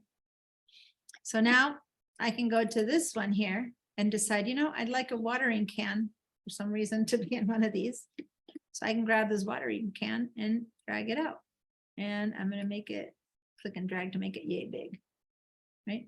So here I brought from one document to another, which you guys are like, oh, it was right there. I could have copy pasted. Yes, but that's not the point. We're trying to learn how to use the libraries because you might not always have these available. In fact, if they were completely closed, if none of these were open, and I'm going to go ahead and show you that in this, for a second here, I'm going to close this guy, the watering can, completely. Right. Then it doesn't matter. I don't have my watering can open to copy paste from it, but I saved it today or 2 years ago. Who cares? I saved it here. It just lives here until I get rid of it from here. So even without having the watering can document available, I still can paste that asset. And again, when I first bring it in, it comes, those of you who took my digital design techniques class already know what's happening. For those of you in Illustrator, I haven't. I can just click or I can click and drag. If I just click, the full size can comes in. If I actually instead click and drag, I'll make a little box and I got a little tiny can there. Okay. So again, those of you who are in multiple classes, this is the same. So again, one more time, I'll drag it in and then I'm going to drag as big as I want it. But watering can is not available and I might have not opened this file for many weeks and months, but since I left it here as one of my assets, I can do that. Now, once that is done, I could also use this gradient to paint the background of this one, right? Because, hey, now this gradient is there. You can also save colors. So in the libraries, so I could just have chosen to save a color. So let me go to my, this little gradient, select the gradient that you made. So I'm going to select this gradient, which is, I could, by the way, I could put this box in here. Okay. That's one thing I could put in there and see it goes. And then I drag it out in another document as a box. but that's not what I'm talking about. I just want to save the color swatch. Okay. Like I brought the can. That will, when I pull it out, it will bring me a box with this color. But I didn't want that. I just wanted to save the actual color swatch. Does that make sense? So I'm going to go to my color right there. Okay. That place where I made that, what do you call it? That new gradient. So any of the new gradients that you already made, if you double click on it, I try to give it a name so it's easier to tell and say cancel. And then what I can do is I can choose to put that in the libraries. And I believe if I right click, it's gonna give me a choice. No, let me make sure.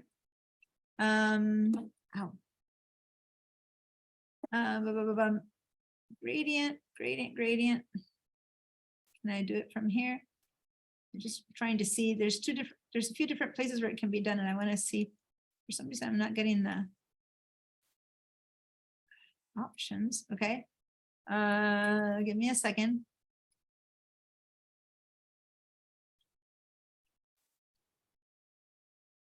No, these are all like how to keep them in your computer. Why is it doesn't give me the choice to save to the library? So this here, which is what should be the swatches to my current library, it's not gray. It's not live. I'm not sure. Let me get rid. Like, why is it not?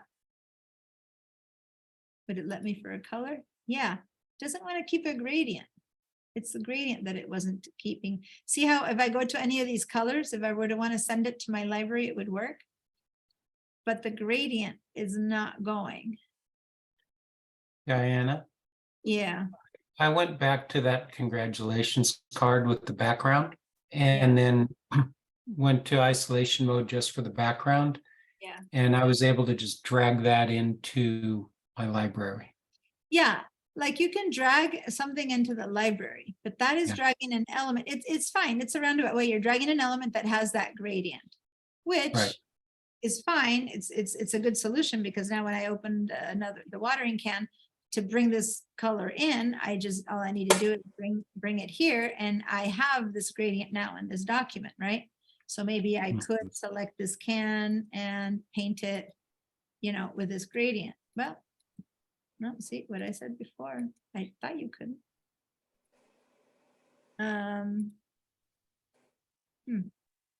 But it's not letting me save. I do not know why it's not letting me save. It just isn't letting me save it just will not let me save the color. And in fact, it's not letting me. Weird. So it's letting me save colors. I've always shown people how to save colors, but I didn't know it wouldn't let me put gradients in there. So now I'm learning this with you. And I don't think that was a limitation. I thought you just saved a gradient before. We saved your it palette. here in the one that I created in. I've saved Yeah, it but did. it hasn't allowed me to save the color into the library. Let me see if I start it from here and I go add stroke color. It's not letting me do. Let's say add all. No, it's still the artwork. So wait, Deanna, if you go to your swatches and that gradient is active and then you hit the library, the bottom left. Yes icon, and no. These libraries are great. These libraries are how I've shown it in the past. This is the kind of the old fashioned way. These libraries reside in your computer, which is great, right? If you keep using your computer. And this is how we've done this since day one and 20 years ago. You would save this swatch right here in this computer and call it, whatever this brand is, Hands and I don't know, Petal. You would know that those are the colors for this, and that's fine. But I was trying to show you that now people save all these things in their libraries so that you have them available through the internet in case a lot of people work, from home or from business, and then they want it somewhere else. They want to show it to a client. So that's why you might want to keep things online. And so that's why I'm showing the libraries, but I'm drawing a blank as to how to put a gradient in the library. So I'm gonna have to research. Maybe gradients cannot be placed in libraries. Because even with this gradient selected, when I click this plus sign, it's showing me that it could select the stroke color, because this box from here had a stroke. I don't know if you can notice it. It's because the seed packet had a stroke. Or the graphic, but it won't select the swatch, which Huh. is news to me. So anyway, just that. Anyway, I don't know. Seems like I had it and then I didn't have it. yeah, so I'm making this thing a little bit more confusing than it should be, because instead of just showing you what to do, I'm discovering something which then gets confusing for you guys. Like, what should I do? What shouldn't I do? You know, and it's getting really confusing. So Diana, yeah. I Hold on. just by accident clicked on and I got it to where it says add new stroke. Yeah, exactly. Let's add stroke, because this bottom thing, when we first came to it, I don't know if you remember, if you look at this box, I'm gonna double click, double click, double click. It's a box that has a stroke. You go to the properties, it has a stroke right there. It's a great stroke. So it's allowing me to save the color of that stroke and the properties of that stroke, but not the gradient. And since we made a gradient on that thing, it's not allowing me to save the gradient. I mean, again, it allows me to save the whole object that is filled with a gradient. That is true. But it is not allowing me to save the color. Versus, let me just show you what is possible. Let me show you what is possible so you understand the difference. Hit escape, get out of the way, and just make a box anywhere. Just make a little box. Then go over to the properties panel and let's actually make a new color. I was hesitating on teaching you color today because I had to go somewhere else, but sometimes the class goes where it goes. So, hey, that's what we're doing, right? One of these days I was going to teach you this class, so it's okay. So make a box of any kind and then fill it with one of these colors. It doesn't matter which. I'm going for obnoxious pinks because it's pink, because it's easier for you guys to see it, not because I keep liking this pink. But I'm one of the people who never wears pink. Like, give me whatever color to wear, but I won't wear pink. And here I am usually painting things pink because it's a great, obnoxious, very visible color. Which helps for teaching, right? So anyway, I've just made a pink box. That exists in this swatch. It'll also exist in the swatch of another file because it's the colors that come with Illustrator, right? So I don't need to save that swatch. But what if I create a new color for it? There's many ways of creating a new color. I've shown you one way, which is to go into the palette and get that little eyedropper. I can also go over here on the left. See this little place on the left side?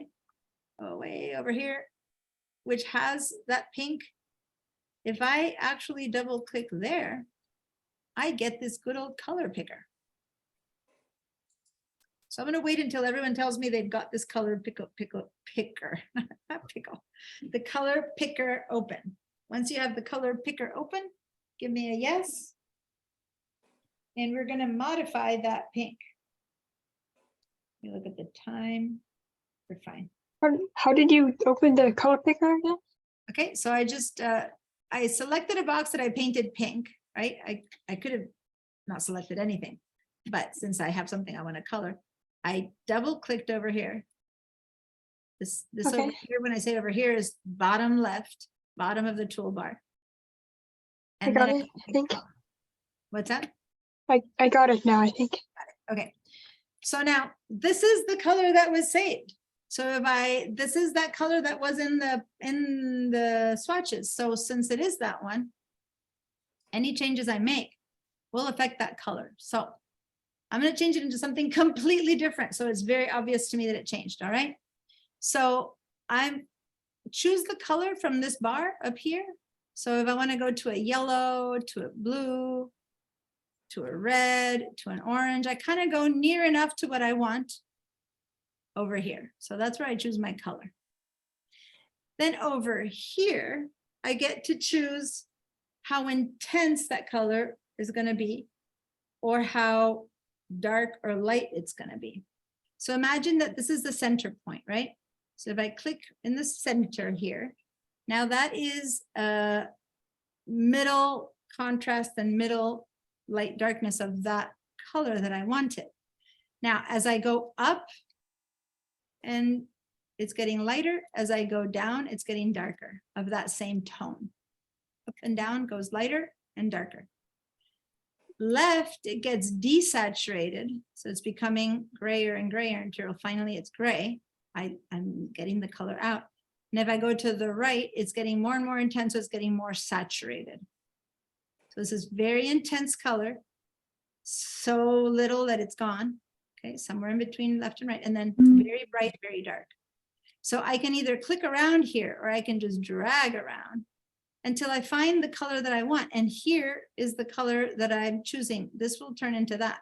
So as I move around, I'll go, well, I wanted it to be less saturated, but light. I want it darker, but more intense, you know, so I move around until that tone that I chose over here gets modified by how light, how dark, or how intense or not intense I want it. So I'm going to go for this minty green over here. It's a minty green. I'm going to say, okay. Everyone say okay to that. Right. If I go over here to my swatch, I'm going to lose this color that took me, let's say I took a lot of time deciding what to make it. It doesn't exist here. And I'm going to lose it if I don't save it. Right. So I'm noticing that there are other ish greens. So for this example, let me make it something it's not. There's no like light purple or lilac. So I'm going to double click here again, just for this example. So you guys can really see that I am creating a new color. There, I'm making this little lavenderish tone. Okay, so now I know that that is not there. Just so to clarify, since there were other greens, it was a bad example to show a green. There's no other lilac. This color does not exist over here. So I got to make my own swatch for it if I want to remember it, if it's exactly the color I want. So I'm going to go over here, press this little plus sign, and it says new swatch, just like we did before with the gradient. And again, the name could remain the CMYK proportions that it takes to make this color, or I can say that and call it lilac or lavender or whatever I want to call it, right? But if I don't give it a name, the default name is going to be the CMYK setting. So it's going to be 174100, which means 17 cyan, 41 magenta, no yellow, no black, gives me this color. Diana, how did you get a new swatch again? Okay, so I went to this, I made a color. I went to the swatch panel for the fill, and I went to this little plus sign. Ah, thank you. New swatch. I'm going to go ahead and change it just so we're clear that it is my new color. Again, it's not such a good idea to call things by their name. It's a better idea to call them by what you're painting. Say that I'm choosing the color for my XYZ logo. I might call it XYZ logo color. Because what if I show this color to my client and he goes, ooh, that's pretty cool, but I want it blue. So you go and change, and the logo is blue. You modify the color to make it blue, and it's still the color of the logo. Versus if you called it lilac, suddenly it doesn't make sense if the lilac now is a blue. Does that make sense? So I'm gonna just say that in general, you might want to refrain from calling colors a color. But that said, I'm gonna say okay right now, because for teaching this, I want to have a color that's there and that's available. All right. So now I've got a little swatch here. It looks different than the rest. And I'm going to tell you why in a minute, because it has this little white box about it. But if I hover over it, it does say lilac. See that? You see the little, as much as this one says green, purple, this one says ugly. These, on the other hand, the ones that come with the computer, all are gradient percentages, except for the first few. The ones that's just pure red, pure yellow, CMYK red, CMYK yellow, CMYK magenta, CMYK blue. Then as soon as you start having combinations, the names of the colors are just the CMYK proportions. And then the ones that we made, okay? All right, so that's how we create a swatch. Now that swatch watch, this is the roundabout way to explain about libraries. I could put in my library as a color. See, right there, when I click on the gradient, that is grayed out. It's not letting me put it in as a color, but the swatch I just created, I can click on this little icon and it says add selected swatches and colors to my current library. And I say, okay, and I'm going to click on that. And now what got saved here is not the object with a gradient. It's not artwork. It's just the color. I don't know if you can tell the difference because that shape is a block. So it's kind of hard to tell the difference. But this is truly a color and this is a shape. And the best way I can show you that is that let me double click until I get to this box. And I'm gonna don't tell me how I'm doing this for a minute, okay? I'll get to this in a minute. Yeah, I'll teach you how to do this soon. Trust me, we're getting there. I'm gonna modify this shape. There we go. So it's just to prove a point. And I'll teach you how to modify shapes today. But if I put it in here and save it as a shape, I'm in isolation mode, so it's not working. Here we go. So now these have been saved as artworks. This is the artwork. See how it has that shape? And if I go to another document and I bring this out, it's that bizarre shape that I just made. It's the whole thing that I'm copying, right? It's the whole thing. It's not, oh, and it looks like I had something else saved. So it even came with that little seed flower there. I had two things saved when I saved this artwork, right? So that is what got copied in here, not the color, versus this is not a shape. It's just a color. I can select this thing and color it that color. Does that make sense? It's a color. I can go to the properties over here and I can have that color as a swatch, or I could use that color from the library. As I said, I can select this shape and use that color versus I can't select this shape and use this color. That's a piece of art that happens to be colored that color, but it's not a color.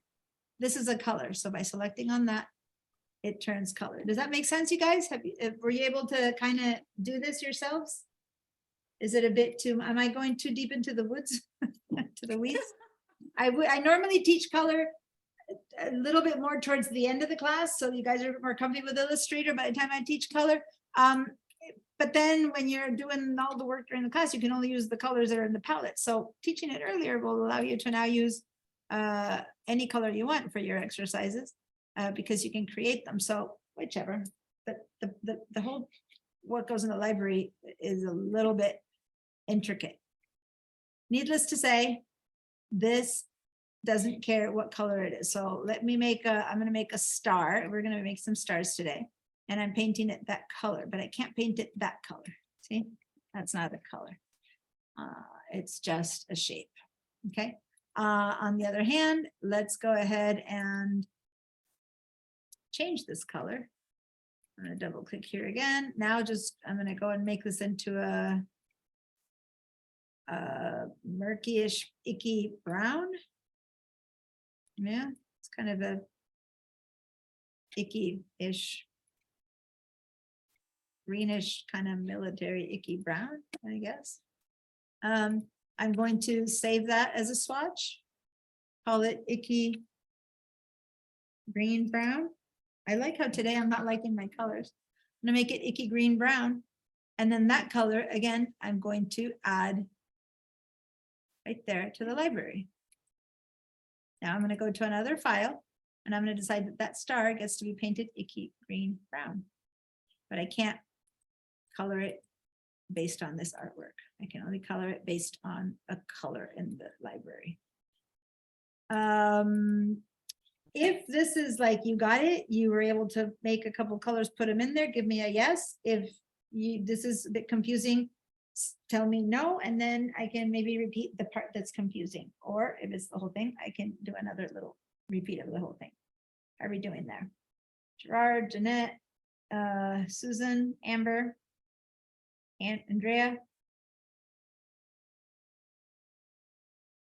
Got it? And Susan's saying thumbs up.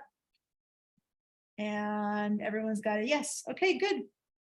All right, so that's a really cool asset when you are creating colors and things that you're going to use in the future. There's other stuff you can send here. I haven't taught you yet to make brushes or whatever, but right now, like in this library here, I have saved different brushes to make stuff that I'm going to teach you in a minute, but not in a minute, but you'll find in a minute.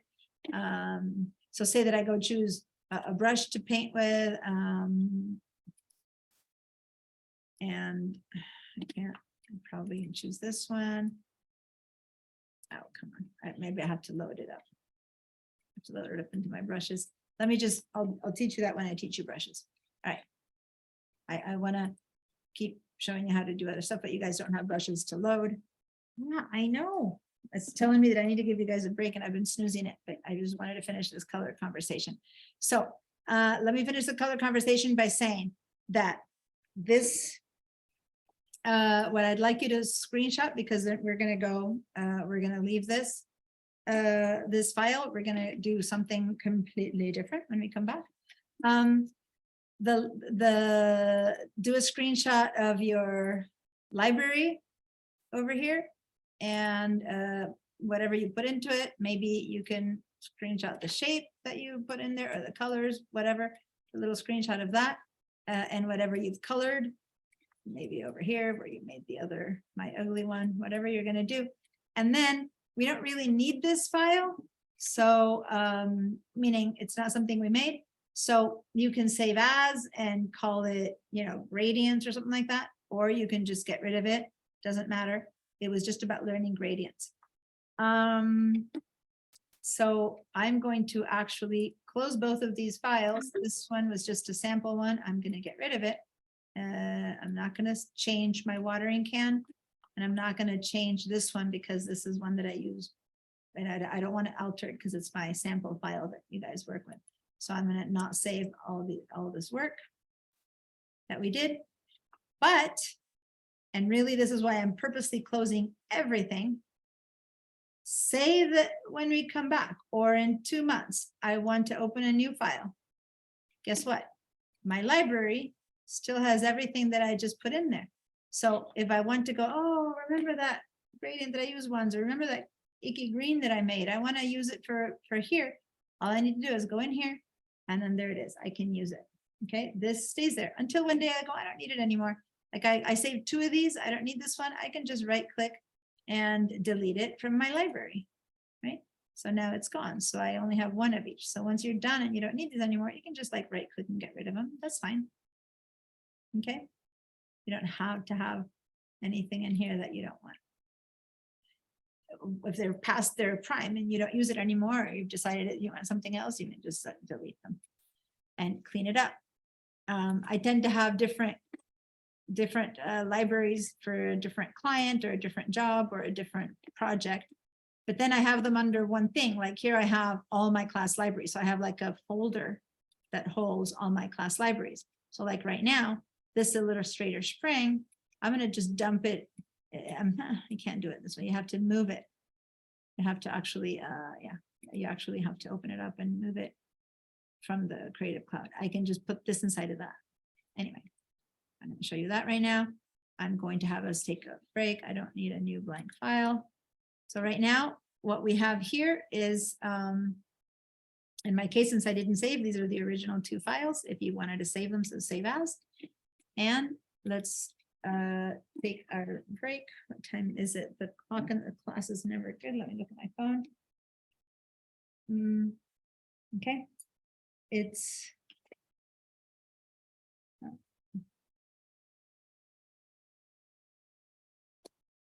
here we go. Oh,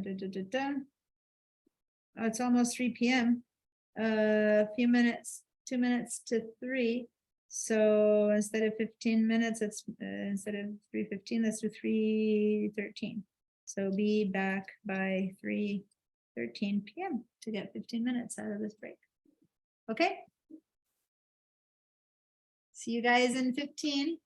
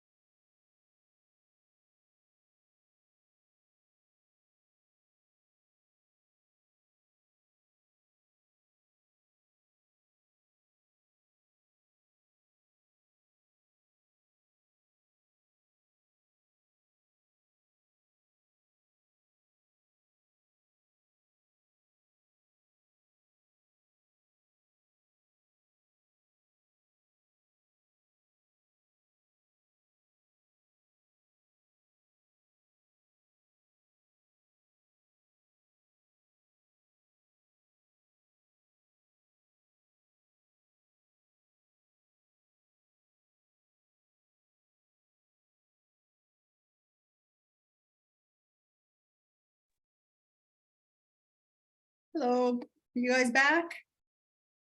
Back from the break? Show me sign of life when you get back. Give me a little video. There you go. Give me a little high five. Give me a happy hat, whatever. What are the reactions that we have here? There's a little party hat. There's 3 little dots. What else can there be there? Oh, you can actually access a whole bunch of them. Ha, okay. I'm gonna put a little ghost in here. I didn't know you could access all the, that's cool. Little dress. All right, I didn't know that. Oh, look at that.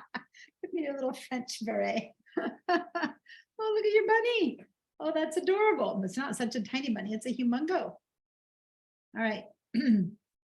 That's so funny, Moni. Petting your bunny. All right. Okay, guys. I've seen enough little cutesy things to know that you guys are somehow there. Thank you. And let's continue. By the way, I never put I clicked on the Padlet myself to use it, but I never gave you guys the link. So in case you don't have it handy, let me give you the link to our Padlet and I'll place it right there. Paste. There you go. That way you guys can use it to post the work that we're doing now. I see 1 or 2 of you, Jessica and Amber. A couple of you guys have posted. Yeah, there we go. Anna. Okay, so quite a few of you guys did. All right, good. Share my screen again. And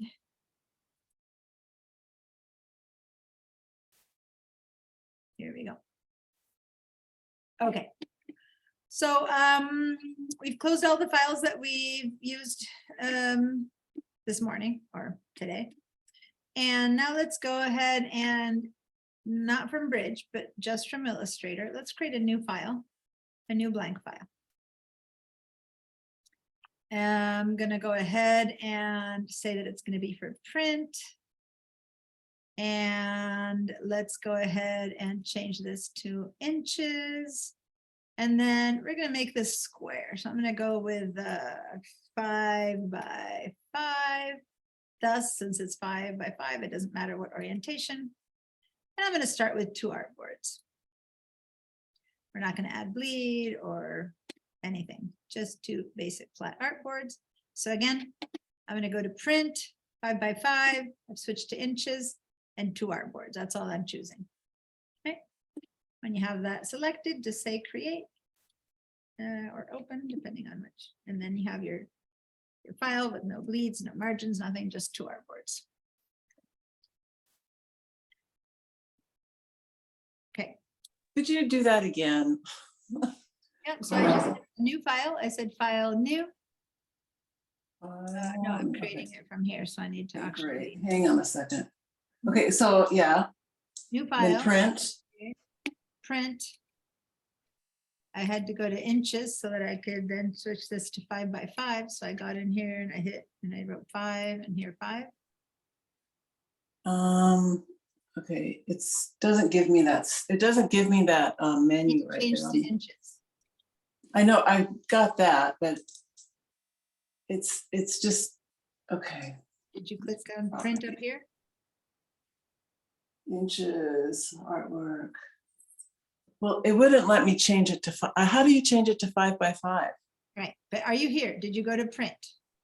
Yeah, I And got to print. change Okay. to inches. Well, it's already in inches. It just doesn't give me the 5. Good. It's Right, so then you have to click in here, delete that, select it and delete it and write the number 5. Under width. I don't have that menu is what I'm saying. On the side. I don't have the menu on the right-hand side. So you didn't go to, so do you already create a document or you never saw? No, this? I'm here. It's new document. If you go from the very top and say file new and you went from there, is that where you're going? or- Yes, I did. And you don't have this side menu? Oh, you know what? It's like this giant, hang on. It's like my screen got super huge. Okay, I hit the escape key. 5 by 5. Got it. All right. Now you found it? Okay. Go Yep. back. And then 2 artboards. and then say create.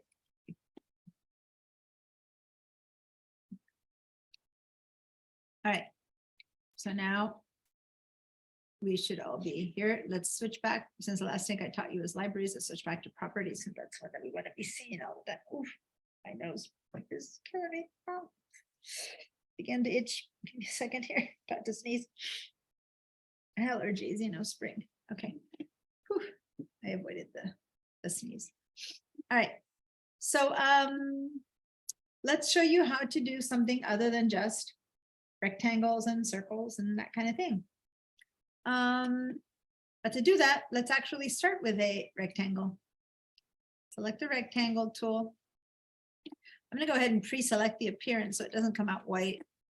I'm going to click on this and choose light blue or greenish fill. And I'm going to choose a stroke. And I'm going to give it anything other than blue. Don't give it a blue stroke because then it's harder to see the path that creates it. I'm going to go with a light yellowish. A little hard to see, a light green stroke. And then I'm going to make it be a bit fatter stroke because I want it to be visible for this assignment. So I'm going to give it maybe a 3 or 4 point stroke. So not a crazy big one like we've had in the past, but just big enough that it'll be obvious. And then I'm going to go and make a little rectangle. Now I'm going to Command plus my way up here so that I can see this a bit better. And then I'm going to leave the rectangle tool because remember, if you stay there, you're going to keep making rectangles. Go back to the V or main selection tool. All right. So the reason I always say don't make the stroke blue is just for class while you're learning is because you see inside of this stroke that's green on both sides of it, the stroke itself shows up blue. So sometimes people have a hard time seeing it when the stroke color is blue. But that, sorry, I didn't say the stroke is blue. The stroke is the green part. The path, that stuff is the path. So this object, any object is created by, we call anchors, which are in the corners. So this one has 4 anchors. And then between each anchor, there's a path. So if I had more anchors, if I had another anchor here, then I'd have 5 paths. But right now I have 4 paths between 4 anchors. That's a basic rectangle. So we use these paths and anchors for the thing to exist. Remember last week at some point, we chose no color at all to our fill and no color to our stroke. Don't do this. But even though we did this, we still had the object. And if I hovered, the object still existed because the paths and the anchors still were there. They were just missing their appearance choices. So now I'm putting back there. So the object is really created by that, by the paths and the anchors. It's incidental what color and what fill we give it. Now, with the black selection tool that we've used up until now, you can grab a box that is grabbing those paths and anchors, and it's called a bounding box. And then, as we said before, you can make it thinner, taller, wider, or skinnier. That's all you can do. Now, there's one more thing you can do. You can put the mouse out here and twirl it. Okay, so those are the things you can do with this one. I'm going to undo because I want it to stay straight. Let's quickly go and make a circle down here. So it'll come up with the same appearance factors. That's fine. And the circle can be perfect or oval. It doesn't matter. It's just something roundish. Okay. So now we have 2 shapes. Boring. We've done these shapes 25,000 times. Can we create something else? Well, yes. First of all, in another day, I'm going to teach you how to create from scratch something else. Today, what I'm going to show you is how to modify that which exists. So the basic shapes that exist, rectangle and circle, there's a few more we can play around with, but right now the 2 basic ones are rectangle and circle. The reason I kind of like showing something other than a rectangle is to show you that the bounding box exists no matter that the paths don't follow the path. Here the bounding box follows the path of the paths, but in a rectangle, you can see that the bounding box is still rectangular, but the path itself is curved, and then those are the anchor points, right? kind of said this at the beginning, but at the beginning I was teaching so many new things that it might have zipped by your consciousness, but now you're understanding the difference. All right. For the first time ever, what we're going to use now is the white arrow tool. So let's go back to the first, to the rectangle, and look at what happens when instead of the black selection tool, and by the way, select the shape first. Go ahead and have it selected. Instead of the black selection tool, I'm going to go and switch to the white selection tool. On a rectangle, it's kind of hard to tell what happened, but in the oval, it's easier because look, when I select the oval, what do you see missing from here? What's missing is the bounding box, right? With the black selection tool, you have a bounding box, a bounding box. Well, with the white selection tool, you don't have a bounding box here. So yay, you don't have a bounding box here either. It's harder to tell that you don't have a bounding box. See, it's just all that changes the color of that line. But you actually, what you're doing with the white selection tool, you're actually selecting the actual paths and anchors that create our shape. Does that make sense? That's a big difference because this is the basket, and the black selection tool kind of creates a basket. In fact, as I said, if you shift and select both, you've got one basket that has two eggs in the basket, so to say. It's the holder, and you modify the holder. Thus, things get squished or not. But the white selection tool, I'm actually picking up the context, right? The actual thing. And now I can modify those things that create this shape. So now back to starting with this rectangle. When I have the white selection tool, notice that these little boxes are blue, blue, all blue. My first time that I select it, they're all blue. Now I'm going to click and select it, one of them. I'm going to choose this one, not the circle or anything like that, just the anchor. Click. I selected that one. By selecting that one, nothing seems to have changed much because this is still blue, but look what happened to the rest. They became little white boxes. See that? Let me show you that again. I'm going to select this one time. All four little boxes are blue. Now, as I click on one of them, the other three became white. Now, why is that? Because now this is the one anchor selected above and beyond the rest. And now on a third click, I can grab that anchor with my mouse and drag. And now I am modifying the position of that one anchor. Now, as I modify the position of that one anchor, both of the paths that, stretch out from the side are also changing their position, but the other three anchors are staying put. Does that make sense, you guys? Go ahead and modify that. Now, once you've already selected one like that, now you can just go and select any other and move that one. And then move this one. And then move that one. In fact, you can cross them, do weird stuff. We're still stuck with 4 anchors, though, because that's all we started with. So we have 4 sides. So as much as we change them and back and forth, there's only so much we can get out of 4 sides and 4 anchors, right? Give me a yes if everyone's doing that. The only tough part about this, I'm going to click away again, click on some neutral part again. The only tough part about this is that people select it first and then they forget, because if you don't reselect and try to click, you're still going to move everything. You have to click one more time to isolate that one anchor, then you can start moving it. Okay, so it's like 3 clicks. It's select to click, select the one anchor, and then select again to move it. So it's 3 clicks. Does that make sense? Now it's free. It's disengaged. All right, let's do that here. Select the shape, select one of the anchors, and whoa, the anchors look different when it's a circle. In this case, it has like little antennas. These are called handles. Let's ignore those handles for a minute. And let's do the same thing we did there. Grab the anchor itself, and we can have some fun moving that anchor all over the place. Move this anchor.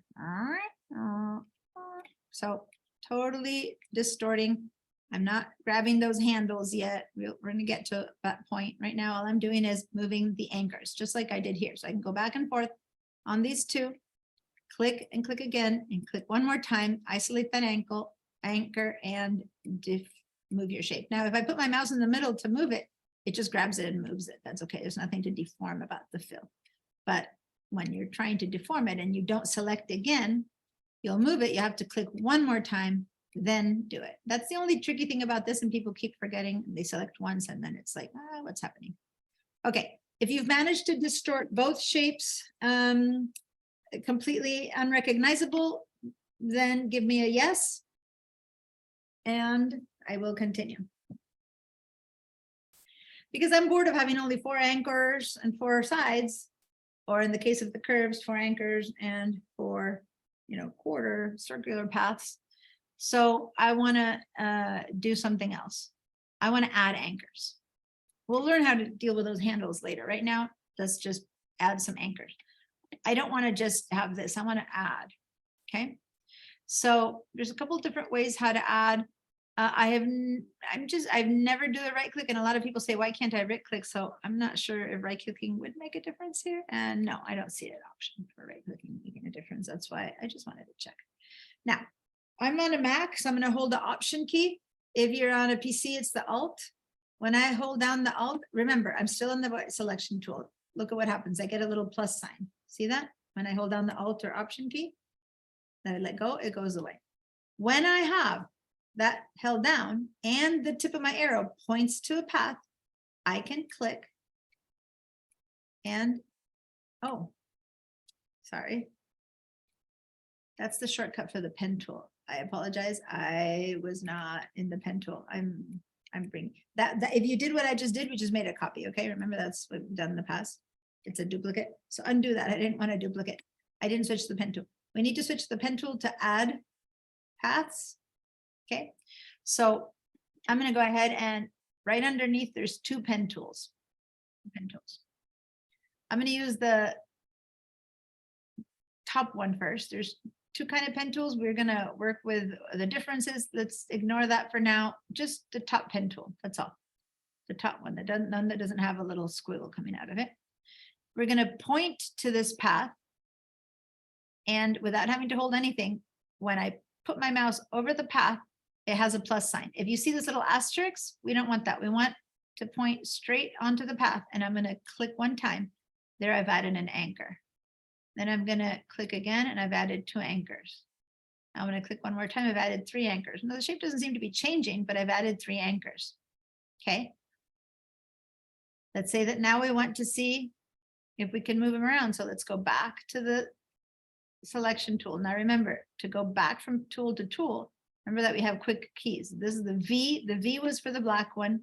The A is for the direct selection tool. Imagine the V, the letter V, if you go upside down, that's like an A, right? So it's the opposite, V and A. And then the pen tool is a P. So that one's easy. All right. So go back to your selection tool, select one of these new anchors, and now you can start changing that shape, because now we have many more anchors to play with, right? Making a little bit of a crowny kind of shape, and whatever it is that you want, you can make, right? But we've added anchors, and we had to use a pen tool. The pen tool is how we create shapes. Right now, we're just modifying an existing shape, but with these 2 pen tools, we can add and take away anchors. Diana, Yes. I using the pen tool, I never got a plus. I would only get an asterisk. Okay. The shape has to be selected to start with. Okay. Then when you use the pen tool, the tip of your pen has to cross the path. So as I get it closer, nothing happens until the actual tip touches the path. Then you get a plus sign. If you have it nearby like that, that's not good enough. It's the tip of the pen. Yeah, it shows that the tip is. I'm not. There it goes.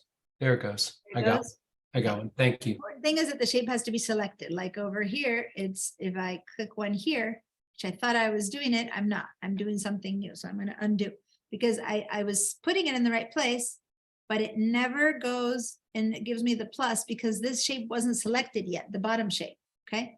So that is only giving me an asterisk because I haven't selected it yet. But this, which is a selected path, I can see its anchors and I can keep dropping as many anchors as I want onto their paths. Now, anchors like this make no sense. You don't want extra anchors that do nothing, right? So you don't want to add a ton of anchors unless it's because you're going to make them do something. So once you have it, you go back to your direct selection tool and then you modify those position of those anchors to do something with their existence, right? Otherwise, might as well not be there. So if you have an anchor that's doing nothing and you don't need it, ideally you get rid of it, right? Well, how would you get rid of an anchor you don't need? Well, you select it and you can just hit the delete key. Oops, that's the other tool. Sorry, there's two different, these two pen tools work backwards to each other. And when you do the pass one way or another, you have to select it with the tool. So never mind. What you do right now, if you want to get rid of it, you would have to go back to that pen tool, point to it, that extra one that you added, and see how now every time I select an existing anchor, it says minus. So I click on it and that will go away. Now, if I click on an anchor that's doing something like this one and it says minus, and as I get rid of it, then the shape will change, right? Because it's making these two will now be connected when I get rid of that one. But if I get rid of one that's not doing much, then you might not see a big difference, right? Anyway, so like this one isn't doing that much, so it just changes a little bit. So again, with the pen tool, if I click where there's no anchors, I add anchors. Now, if I just don't want to have to keep going back and forth to these tools, I could actually grab this one that I just dropped. Okay, I'm dropping an anchor, and instead of going back to the A tool, moving it, then back to the pen tool, I could stay in my pen tool, right? Drop an anchor. Now, hold down your command key or control for PCs, which gives me a temporary white tool to just move that anchor that I just dropped. Then when I let go, it's back to being the pen tool. So I can drop another anchor, hold down my command or control key, and then move that one that I dropped. That way I don't just kind of drop them all over with them not doing anything. When I drop it, I quickly manipulate it, let go, and then I go, oh, I'm gonna need another one here. Hold down the command or option key, manipulate it, and continue. Does that make sense, you guys? So drop, hold down option or control, option, command, not option, command or control, the C, the two C's, command or control, and then move it. Now, if I keep that command or control held down, that continues to be the white anchor tool, so I can keep moving the rest too. It's not like I have to keep going back to the pen.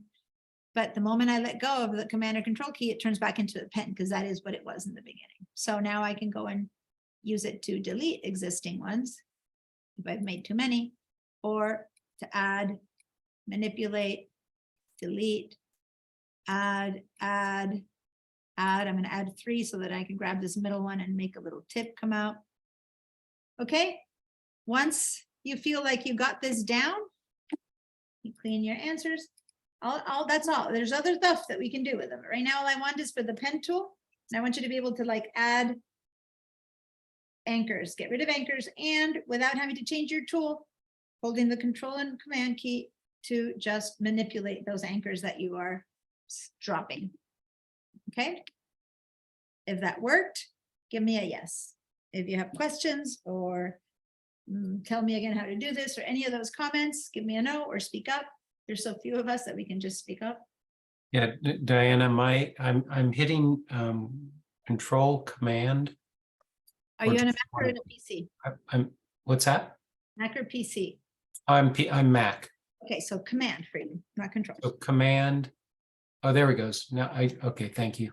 Yeah, when I say control, it's for the PC, command for the Mac. Oh, Although Macs have a control key, but the control key for the Mac is a right click. It's weird. So the control key we only use if our mouse doesn't have a right click. If you don't have a mouse right click, just do control click. That's a right click, just for Mac users to know that. Other than that, it's always the command key. Okay. Good. So I'm seeing yeses everywhere. It working for you now, Gerard? Yes. Okay, so I'm gonna clear feedback. All right, cool. Now I'm gonna ignore for now the circle that's down here. I'm gonna scooch over to a little bit of space that I have here. And now with that pen tool, not affecting the shape, rather with the asterisk, which means new, I am going to click one time, I drop an anchor, and then I have this like little spider web sticking to my pen. It's basically the path that I'm going to draw out, and I'm going to click one more time. And then I'm going to click one more time and click one more time and click one more time and click one more time.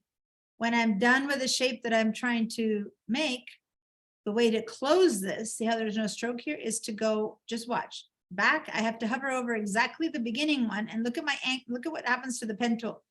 Instead of, it's now a circle, it's like full circle. See that? Over here, it's not. Here it'll drop another anchor. Up until then, it'll drop another anchor. I have to wait until I touch the exact right spot, and then I click, and that's full circle. Now I don't have any more spider webs, and I've created a new shape with straight lines. Okay, so now I can. Mine is not doing that. I'm just getting, when I do that, I get like a double line. Can you share your screen to see what's happening? Yeah, let's see. Does that mean that's that? That's that. Okay.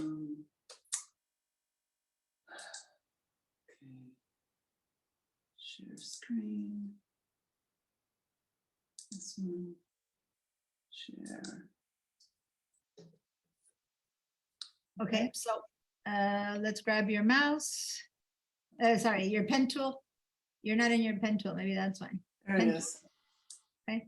See what it's doing? No, you're clicking and dragging, and that we'll deal with later. Go ahead and say hit escape key.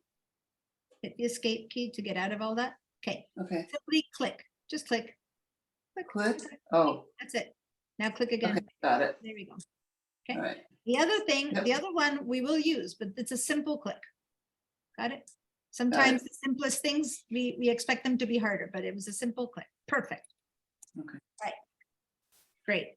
Let me share the screen again. Ooh. All right. Okay, so everyone, unless you've spoken up, I'm going to assume you've been able to make a shape with the pen tool made out of straight lines. Yeah. And then once it's made, right, you can use that, select it, and you can select it also holding down the command key and clicking on it if it wasn't selected before. And now you can add paths on it, 1, 2, 3, and hold down the command and option and create. So same thing we did before. I'm just dropping 3 in to get these little tips. Okay, so now we know how to create from scratch or how to modify with the pen tool straight lines. Yeah. So Deanna, you said straight lines. What about on the circle? Yeah, we're going there right now. Okay, I thank always you. teach the straight lines first because they're easier. Also, I'm going to change tool. So let's go back to the regular selection tool for a minute. I'm going to zoom down. I'm going to make a little bit more space. I'm going to move all my little straight lined objects up higher. Yeah, I made these 3. One thing I want to warn you, and I saw something like that when Janet shared, and so I just want to be aware that when you just kind of drop and then kind of drop a little one right next to it and just kind of forget about it, and maybe you hit your escape key or something, that little thing that you left there, if you don't, I saw some little tiny things on her screen. Mine has such a big stroke, you could see it, but when you don't have a big stroke, it could have been just a little, that's still a shape, right? And so remember, if you have something that's kind of hiding there that you made that you don't want, remember that being able to see the outlines really helped, because maybe it ended up under something or something like that. So if you go here to the view or do Command or Y, you would be able to see all your little shapes. And that's when I discovered, oh, there's that little line here. That's a shape I made that I didn't mean. You can delete it, okay? Just to see that you have all these shapes. Now, that little middle line that you see there, that's just the middle point of this object. That's all it is. That's not necessarily a shape. So that I got by doing Control or Command Y, okay? Or going up to View and choosing Outline. And once I'm done seeing Outline, going back and choosing again the Preview, which there's the shortcut. Okay? That's just to help us clean out. Sometimes when we're making new shapes, we make a lot of these little thingies as we're learning that end up hanging out. And now I clearly have 3 of these. You guys might have more of these shapes. All right, now we go down to the curves. For better or for worse, you can make also curves with the pen tool, doing a little bit what Janet was doing that I said, wait, no, we're not using that one yet. But for eons, the pen tool has been the only tool to create things in Illustrator. Like that's it, that was the tool. And making curves was always hard. When you finally figured it out, it became really easy, but it took a while. It was one of those steep learning curves to make curves out of the pen tool. So let's say 5 years ago now, I don't know when, they created a new pen tool that has this little curvy thing floating out of it. And this is called the curvature tool. Yay, it's a pen tool that makes curves. Okay, so now let's select the curvature tool, not because you couldn't have made a straight line with that, you could have a curve with that one, you could have, both can be used to make straight lines or curves, but let's just use each one for their intended purpose right now. Just a simple thing. So we're going to first create a new one and then we can modify that one too, but this is easier. So it works quite differently. I'm gonna click first. See how nothing is pulling out now from the curvature tool? Then I'm gonna click over here. And when I let go, it looks like I've created a straight line, but now when I pull out, I'm seeing a curve. That stroke is still straight. What's happening? Well, wait, once I click again, that turned into a curve. And then when I click again, that turned into another curve. And if I go over here, it turns into another curve, and then here, until I finally, once again, connect. And that's the curve. Now, if you were trying to do something and you got something totally different, that's okay until you know how to control this one. It's kind of weird. Where's that curve coming out or what's it doing? That's okay. Just get the feel for it. The first couple of clicks are weird because you just get a straight line. As soon as you get the third one in, you begin to see the curves, right? And then you close it up. And then you wonder, why is it going up? Why is it going down? Why is it going? Where is it going? It's okay. For now, just click until you click complete shapes. That's all we want right now. To create those complete shapes, okay? Once you've created, let's say 2 or 3 of these, however, not the shape you want that they are, just give me a yes. Like, okay, I've created 2 or 3. It's working. I know the tool is working. Curves are coming out. Then give me a yes. All right, I'm seeing yeses. Susan and Gerard, how are you doing? Moni? Okay, have you been able to make some little curvy shapes? Perfect. All right, clear your answers. Okay. All right, so I've got this one selected, which is the last one I made, so I'm going to continue with that one. Now, how do I add anchors? Same way. I hover over the path and click. There's that little plus sign, click. The anchor got made. But it's a little bit easier to then move it because the moment I dropped it, this is a tool that they created only 5 years ago. The other tool has been created 25 years ago. This one's a bit more intelligent. The moment I drop it, it turns into an arrow that allows me to manipulate it. I don't have to hold anything down. So I'm going to drop another anchor and then I can manipulate it. See that? It's just one less step. I drop it and then I can manipulate. So it's a bit easier to use, even though the curves might not be yet going where you want them to go and whatnot. Just hang in with that. Just add more curves and manipulate them. So now notice it's not just the one you dropped. If you hover over here, you'll drop another one. But if you hover over any anchor that exists, your thing turns into an arrow. So it's just, you can manipulate the whole shape without having to go back to the white arrow tool, as long as you're using the curvature tool. Does that make sense? You drop it and you move it, or you go move any others. It's kind of one step less, right? If you got that, if you were effective at dropping anchors with your curvature tool and then manipulating them and manipulating others, and life is good, then give me a yes. Is that, Moni? I can't tell you how nice it is for me as a teacher when I have someone on the other side so thoroughly enjoying what they're discovering, because you're like, yes, all right, yeah. I have to tell you, this is exactly the program I wanted. I'm so excited. Oh my gosh. I've taken all of these classes in yours and you're finally giving me what I want. I had to wait this long. I love it. I'm so excited. Finally. Let me just tell you, for everyone to know, when I teach the pen tools, before, when I didn't have the curvature tool and I taught the other pen tool, it was like a before and after. If I had 20 people in my class, after the day I taught the pen tool, there'd be like 3 or 4 or 5 who would go, this is not for me, and they would never show up again.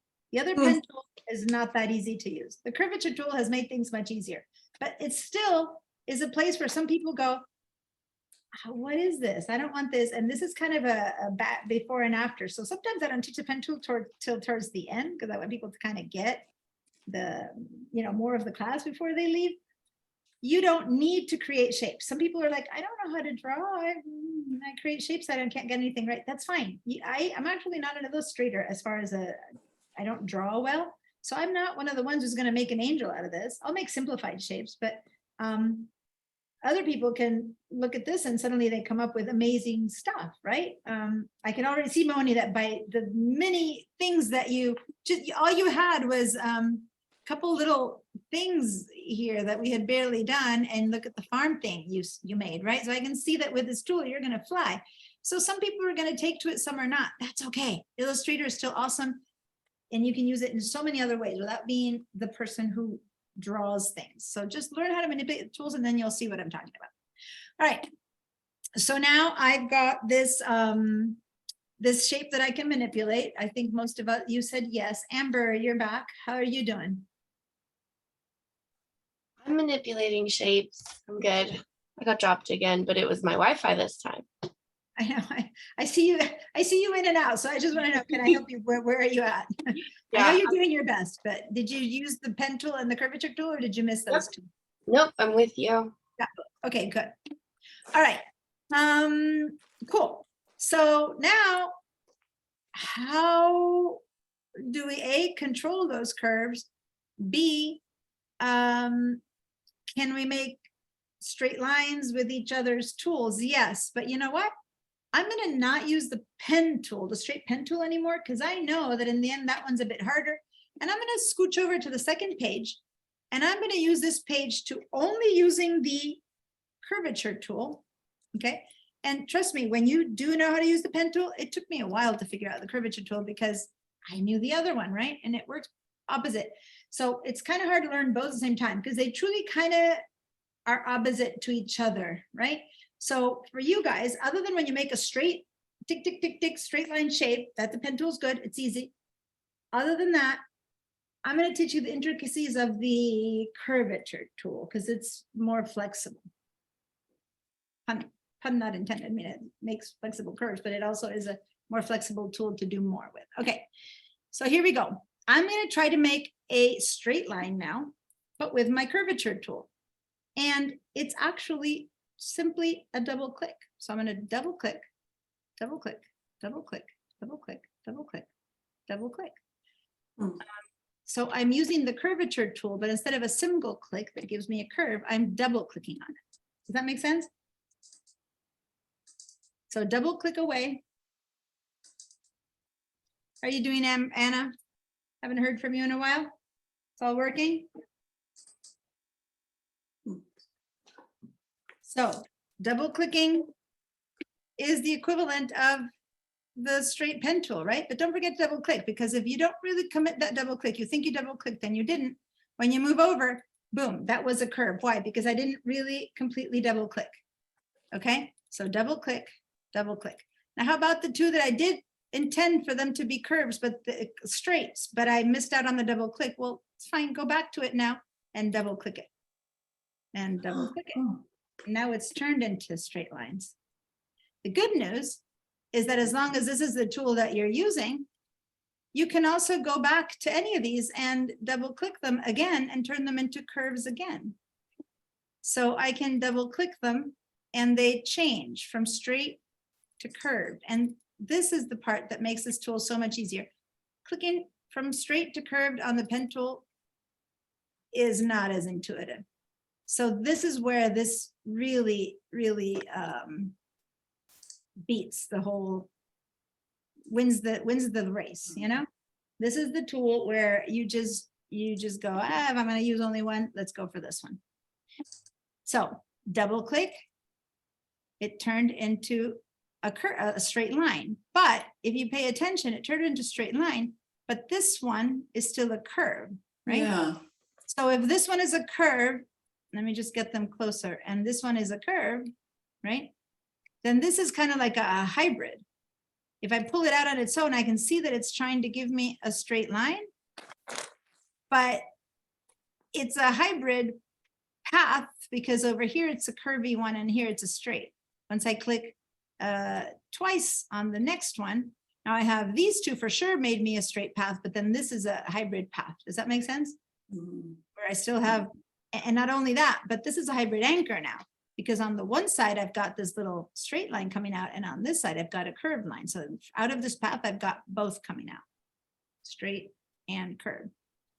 Once I double click here, and let me, 2 in a row, then now I have 2 in a row that are straight. Now that is a hybrid anchor, and this is a hybrid path going between half and half. All right, why does that matter? Because how you manipulate curves is different than how you manipulate straight anchors. So I'm gonna have us make a couple of hybrid paths, like go ahead and do a couple of these guys, and then go and select another shape. And if again, you can double click your way into curves. And so now I have a bit of a half and half of both these shapes, right? Okay. So if everyone has, Question, Yeah. why is it not just a line? Why is it filled with a oh, color? because I had started it with a fill. If You you had started give with it no fill, then it's just, Okay, just a line. okay, got it. But the thing is, when you just try to make just a line like that, and you don't close it, if you want to make an open shape, see how I still have my little spider web hanging out going, huh? What if I didn't intend to close it? What if I don't want a closed shape? So I'm done. Get out of here. I don't want you. You have to hit the escape key. And there you go. Now you've like left an open shape. Okay. That works if I don't have a fill. But if I do have a fill, then it's kind of weird because this fill isn't realistic. It isn't real, let me say, because this fill there's no way to direct this line. For example, let me just show you this, watch. If I have a fill, if I have a shape that's opened, I can't fill it because this fill I can't control. I can now control with, I went to the white selection tool, the one I showed you first. I can now control any of these. I can make it go in or out. I'm going to show you these handles in a minute. I can do whatever I want, but this one is unmanageable because it will always fill between the last point and the first one in a straight line, and I can't make it curve or do anything because it has no path, right? So you either don't fill an open shape or you close it to fill it.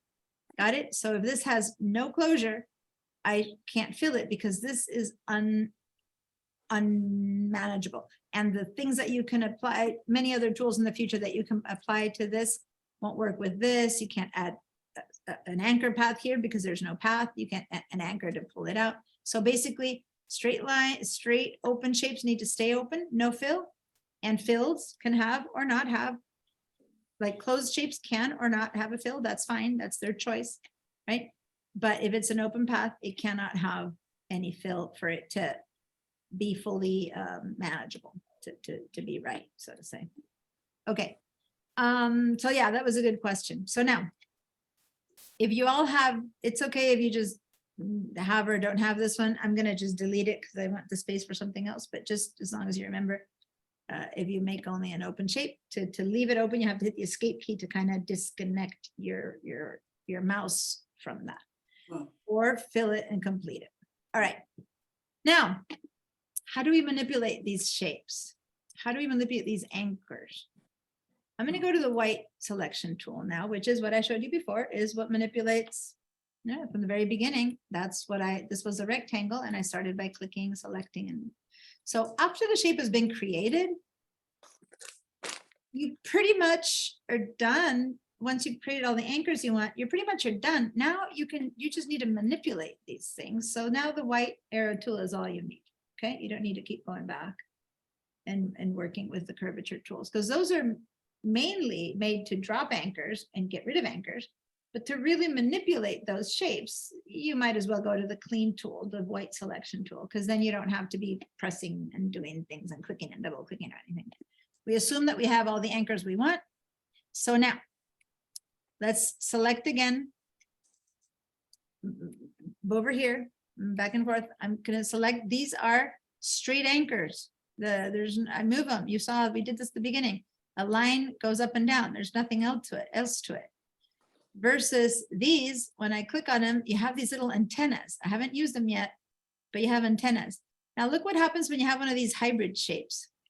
When you click on them, you have only one antenna sticking out of the curve and no antenna sticking out of the straight one, right? Or that's what you should have actually. But let me be clear. But the other antenna is there. It's just stuck on the white straight line. So when you create them with a curvature path, they look like a straight path, but they still have an antenna. This one is a for sure straight path. Like there's no way to make it into a curve without, you can, but you need some shortcuts. A curve has, you click on an anchor, it has two antennas. One of these hybrids created by the curvature tool is still really a curvature tool, although one side is looking straight because it still has an antenna. It's folded into the line. So let me show what antennas first, what we do them with these handles. They're called I call them antennas because people then kind of get it, but they're really handles. I'm gonna go back here. Before we go to the hybrids, let's go back to the straight curves that we made here. Click on one of these anchors. And remember, we're still on the white arrow tool. And these little handles have to be handled. Handles have to be handled from their little tips from there. And if you click here, you can do this like seesaw kind of motion where you go up and down to modify your curve, or you can make them be longer or shorter, So if you go up and down, you modify your curve. And as you go longer or shorter, you make it less, let's say the angle less curvy or more curvy. I don't know, more concave. So I can make it a softer, bigger curve when I pull out, and I make it pull out that way. And then on this side, I make it longer and pull it out. And it's like, wait, but by moving that one changed, and I didn't want it to change. And then I do that, and whoa, but that one changed again.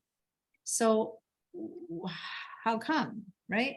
Why can't I just leave that curve where it is and then move this one? Okay, that's the part that kind of is a bit confusing sometimes when you want to handle curves, because why do both two sides have to be affected? I'm trying to make, oh look, this kind of looks a little bit like a whale. But what if I want to make the bottom a certain shape, but the other one is making it not look like a whale anymore? All right, so there's ways to manipulate only one side, but be aware of that. If you want a gentle curve, the ideal is for both of the handles to be manipulating it. Then it's more of a gentle curve. You can go extreme, you can go there, and it's not really a gentle curve, but in a way, it still flows, right? That still kind of flows. Once you manipulate only one, then your curves become a little bit disjointed. So let me show you how to do that.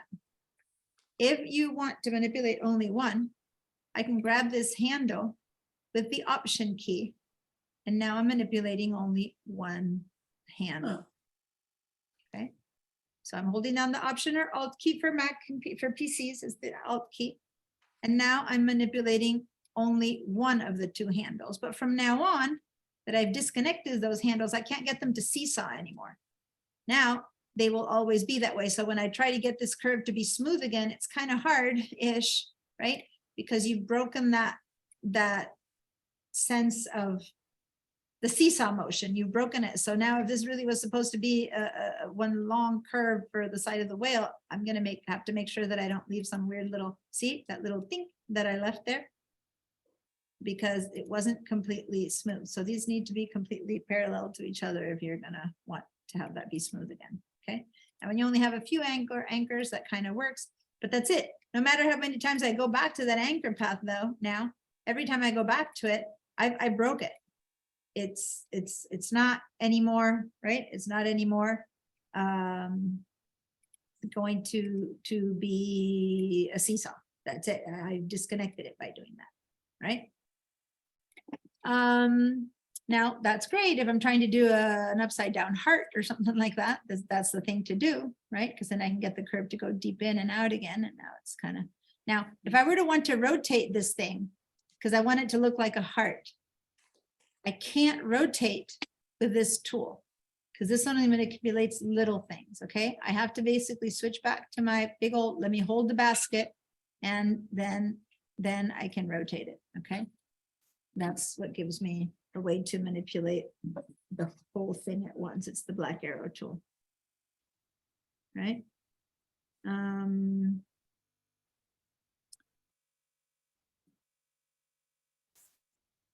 So once I shape this, notice that this curve is beautiful, this curve is great, and then it's like, there's kind of like a kink there, right? That's because that's where I had a little weirdness happening with that anchor, okay?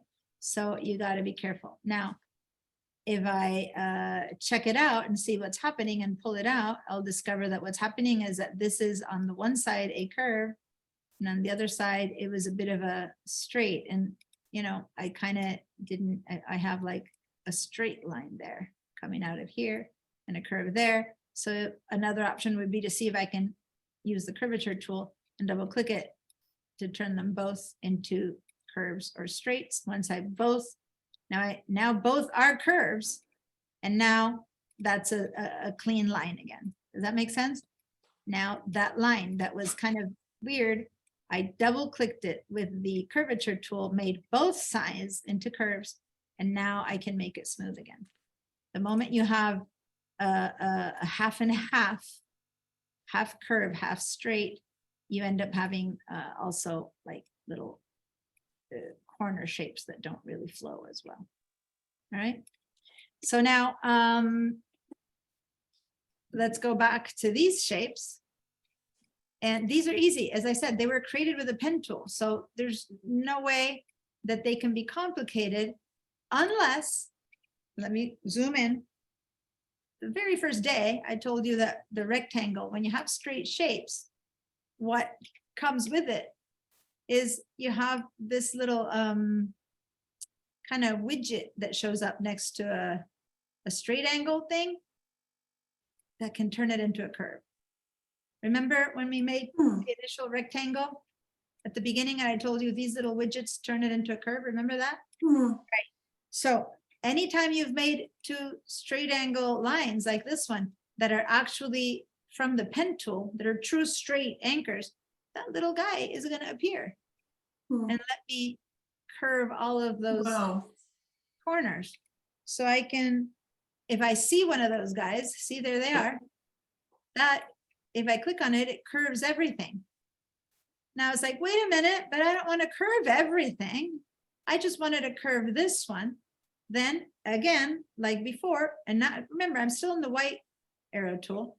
Again, I have to isolate that one. I'm going to isolate that little widget by selecting it again on its own. And then I can manipulate only this curve, just like we did before. I can turn this one into a curve but it's a different curve than the others. It's a curve that has like 2 anchor sides. It's a different construction of a curve, but it's still a curve. Okay. And so again, how do you, when you first manipulate a curve, if you first select them, all manipulate at the same time. You don't want that. You have to click on it one more time. Then you manipulate it on its own. Okay. So same as when I wanted to manipulate any of these anchors, select it one time, then select the straight anchor one more time, then you can manipulate it on its own. If you just select it the first time, everything moves. If you just select one of these widgets the first time, everything curves. So you need to give it an extra click to curve one corner, an extra click on the anchor to move one anchor. How many of you guys know that in anything in the world of computers, if you hold down the shift key, you include something else, right? Like you make 2 things. Here we said, if you select, this shape and you hold on the shift key, you select that shape and you select that shape, right? So shift always does that. Well, if I don't want to just manipulate this guy, but I want to manipulate that guy and this guy and this guy, well, I can click that one, hold on the shift key, then click that one, then click that one. Now I am moving all 3 of those. If I then also shift and click these 3, then I am moving that whole end of my piece because I have individually selected each one of these little anchors. And so it's kind of moving from that joint, but that's staying still. Does that make sense? So I'm using the good old proverbial shift to select more than one anchor in order to manipulate more one at a time. I've showed you how to do it, but if I want to do more at a time, hold down shift, go to the next one, go to the next one, and now I got this whole corner. Well, I would have had this whole corner anyway. Oh, I was hitting the caps lock, sorry. Now I can manipulate the entire corner. All right, so remember, shift key is the way we engage more little elements to manipulate. All right. That said, I could also be doing that to these little widgety thingies. If I select here and go shift and select that little widgety thingy and that little widgety thingy, and now I'm turning in only those 3 widgety thingies, curvature widgety thingies into curves, right? At the same time. If I include this one with a shift, suddenly that's that, this one, shift, that one, that one, that one, this one, and this one. Suddenly, when I move one of them, I have some that are already curves, so it's a little bit harder to get them all at the same time. Even though I've selected them, they're moving, but these 2 are already curvy. So anyway, that's not the best way to deal with curves anyway. This is more of a afterthought, these little widgeties. So let's go and figure out over here how to handle those over here. Now these were created by the curvature tool. So when I created double click, double click, double click, double click, double click, whoops, and I have to click on it again because the last double click. This are straight lines created by the curvature tool. Yeah. Look what happens. I'm going to go to my white selection tool. When I select these guys, these anchors have little handles because really they're just straight looking curves. I don't know how to explain it. See how they have little handles? They were not really straight lines. If you want pure straight lines, you got to make them with a pen tool because each one of these little anchors in the end had a little handle. It was just hiding along. You know what I'm trying to say? It's a fake straight line when it's created by the curvature tool. It works. But when you try to select it and move that anchor, you'll discover, oh, wait, it was just a straight looking line. It was faking it. It's not really a straight anchor. Can you see what I'm trying to tell? What I'm saying?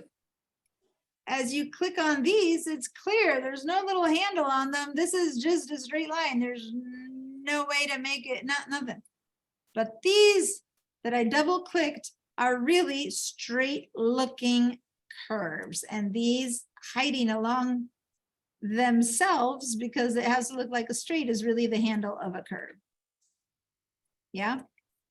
So this is a it's a curve camouflaging as a straight line when it's created by this guy. Now that's just for you guys to understand why sometimes it'll look like that and sometimes it'll look like that. Like if it's created by a pen tool or by one of these shapes, the straight lines are going to really be straight lines. But once you've made a straight line, by double clicking, it's gonna have to be handled just like any curve, meaning you got to work the handles. All right. If everything that I'm showing you, you've kind of tested it and you see it, I'm not asking you to yet understand how to make these curves work, but if you've tested it and you go, oh yeah, I see what she's talking about, that makes sense. It's clear, but it makes sense or something like that, then go ahead and give me a yes.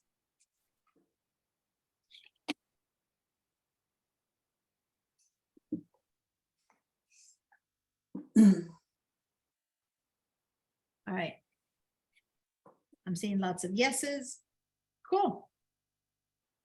Janet, have you given me a yes yet? No. Are you okay? You got it? Yeah. Janet? You got a yes too. Okay. All right. So, so now I'm on the camouflaged straight line side where everything is really a curve.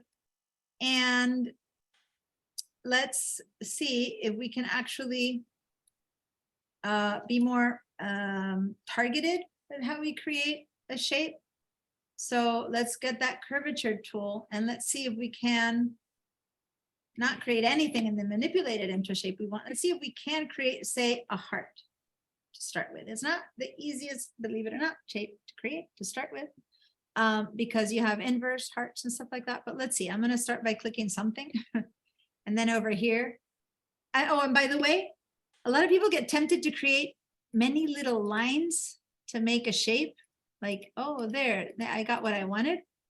I highly recommend not doing that. You can't tell, but this is going to be a pretty jaggedy thing. And right, I have these really smooth curves right now because I have a big font, but that's going to end up being quite a jaggedy little shape. If I have a big round curve, the best way to get that big round curve is to manipulate the handles to have 1 point here, 1 point here, and make that curve take that shape. I have a couple of shapes we're going to trace right now. We're going to try out, but don't get fooled into thinking that many little clicks, efficient as though they might look, they create more hassles and unclean lines. So let's do our best to make a heart with as least shapes as anchors as we can. And if you make too many, you can still then delete some of the extra ones and see how few you might need, right? So I'm going to do it here. You guys maybe don't look at me. Try it on your own first to see. Just give it a try to see what you think might be happening.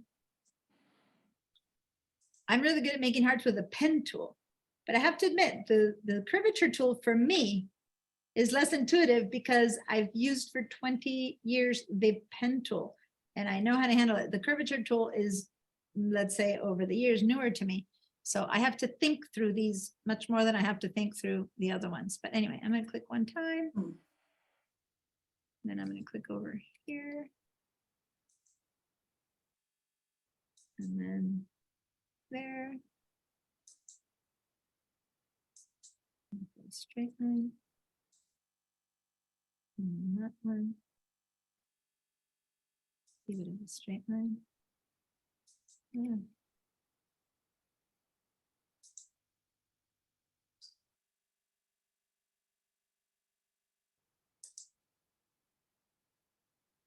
Oh. Wow. I think I got it almost first try, although I think I have one extra anchor than I should. It's so funny because for years I've been able to do anything I want under the pen tool, and I struggle with this guy. But there you go. It took me only 1, 2, 3, 4, 5 anchors. It's not perfect, but I've laid down what I want, and now I can start manipulating it, right, to make it a bit more perfect.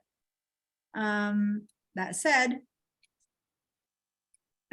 if I want this to be a little more curvy, I'll add a little thing to it, right? Maybe have it be more like a little batter shape tip for bottom. You just change. I'm gonna make it be a tall, skinny one. I'm gonna take that out. Actually, oh, I never showed you how to get rid of an anchor when you have the curvature tool on your hand. It's simple. Select the anchor and hit the delete key. With the pen tool, when you hit the delete key, you got rid of this whole path. But with the curvature tool, you hit the delete key, and that's all it takes. Now, you can also just grab that shape and pull it open, but then you're dropping another path. So if you don't want to do that, you don't want to drop, sorry, you're dropping another anchor. So if your point is that you don't want to drop another ankle, the minimum amount of anchors that you need is basically 1, 2, 3, 4, as if this were a rectangle. Then you go with your white arrow tool, right? And then you grab those little handles and you get yourself, you modify the curves to have it turn into whatever shape heart you want that to be. So now I'm using, instead of more, how do you call it? Instead of more anchors, I'm just using those handles, right?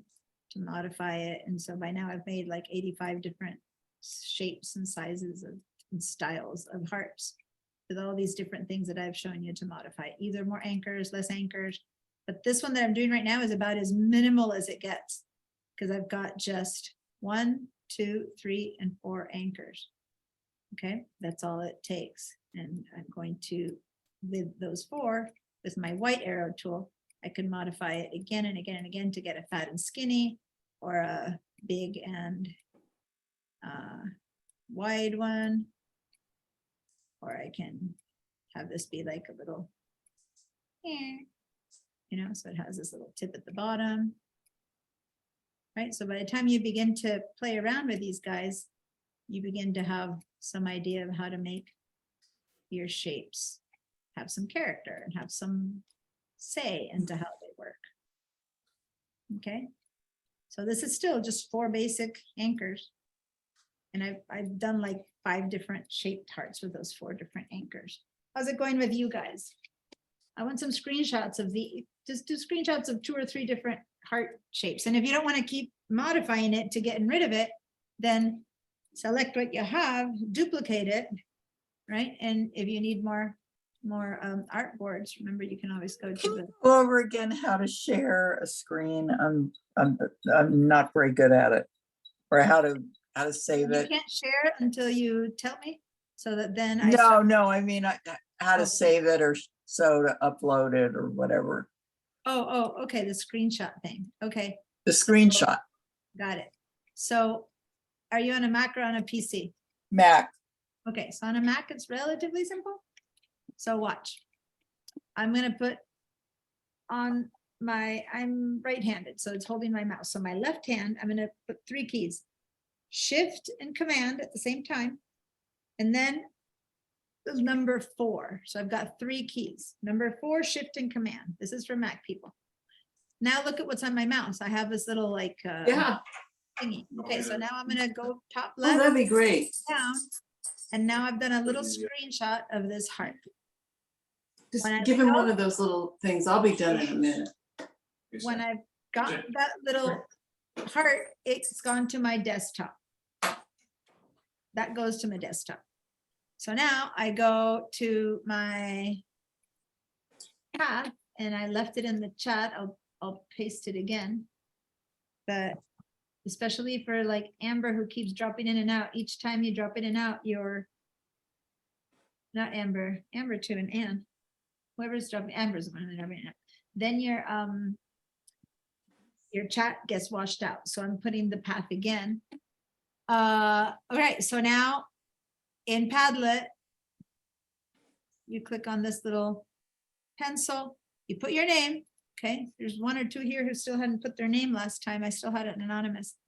And then either I have it here on my desktop, I can just drag it in, or I can click over here and go look at my desktop.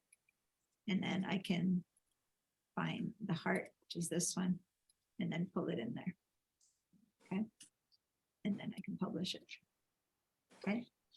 So yeah, give me a couple of heart variations. And fun. So now, this is all like monotone. I haven't been dealing with colors with fills. All we've been doing is just learning how to create completely out of the blue, drawing and designing a shape of our own. And the first thing that I made you have it look like something as the heart, but I'm hoping and Where's my assuming that many of you word? guys are already out there creating some other stuff, because I know you guys, your little brains are working, and if they're not, they should be. As I'm making heart after heart, you should be working on making other little things, right? If you're just waiting, and then post them if you made other stuff. Now, I'm looking at the time. Okay. There's so many other ways to create shapes that don't imply drawing them out with a pen tool, nor the curvature tool, and not, you know, you can always modify anything with the white selection tool, always. But to create them, you can also create them with existing shapes and then joining them or intersecting them or cutting them out, right? So I'm gonna have us work a little bit on that. What I want us to do though first is to create a couple more artboards here. So I want, as a review, how did I show you to create more art? I showed you 2 ways to create more art. Do it. Who remembers how to create a new artboard? I showed you 2 ways. I want to know about the 2 ways.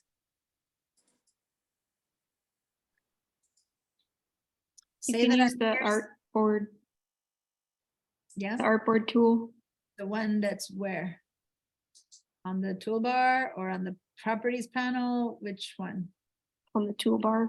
Okay, so right now with something selected, right? If we're all working on our hearts, we probably have our heart selected. If I look at my properties panel, there's nothing here that says artboards, right? So if nothing says artboards, the simplest thing is to go to the artboards tool over here that Anna mentioned. That said, if what I want is just more of the same artboard, if I use the artboard tool, I can draw out an artboard, right? But once I click it, there it is, artboard tool, the one that looks like a little diving whale. Click on that guy. So if I draw another artboard here, just by clicking and dragging, it'll be a different shape. So if I want an identical one, I just want 2 more of the same. Instead of drawing it out, once I click on the artboard tool, I'll head over to the panel over here, which turned on because now I clicked on the artboard tool. And then the quickest way to get 2 identical ones more is to click this plus sign, plus and plus.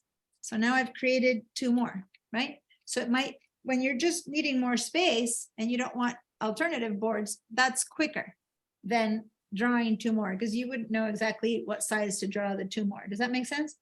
So I'm gonna do that again. Say that you're, once again, the question is, if you're already selecting, if you're not selecting anything, the artboard tool is there. And you can say edit artboards, add 2 more. Got it. But normally we have something selected. It's very typical to have something selected and then you don't see it there to start with. So then hit the artboard tool, or the shortcut for the artboard tool is Shift O. And then move over to the properties panel and there it is, plus and plus, right? So that's kind of the smoothest way to get 2 identical ones. And right now I want 2 identical ones. I don't want many more complicated ones. I just want 2 identical ones. So that was the kind of easiest way. That said, I'm still in artboard tool mode. So if I start trying to draw something, what I'm drawing is another artboard, right? Moving something, I'm moving the artboard. So you got to get out of the artboard tool. So as usual, either hit the V for basic, you know, select direct selection tool, or click on the selection tool right there. That way we're out of artboard mode and yep, we have 2 more artboards to play with. All right. If anyone needs another demonstration or explanation of how to get more artboards, let me know. Other than that, I'm gonna move forward. It's time to quit. What's that? I don't know if Janet knows that she's unmuted. So give me a yes if you got your 2 more artboards and you're ready to continue. All right. Janet, were you trying to say something or were you muted or do you need a hand or what's up? You're muted. So if you're talking, Janet, I can't hear you in case you're talking. I'm good. Oh, you're good. Got it. Cool. All right, so I'm gonna zoom into this, to the next one. Hopefully you guys posted a couple different hearts, at least each one, maybe more. Homework, more hearts or more interesting shapes that are new, completely created by you. Okay, just post some and tell me what tools, if you use the pen tool or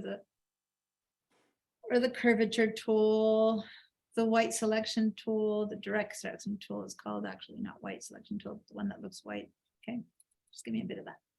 Now, I'm just gonna have us not delve, there's one more shape that I haven't shown you. So that's what I'm gonna show you. And then I'm gonna show you something else. Got 10, 15 more minutes. So I've been showing you rectangle and circle. I haven't really shown you what the polygon and star tool can do. And I believe once we used the line tool, right? Let's go ahead and choose the star tool.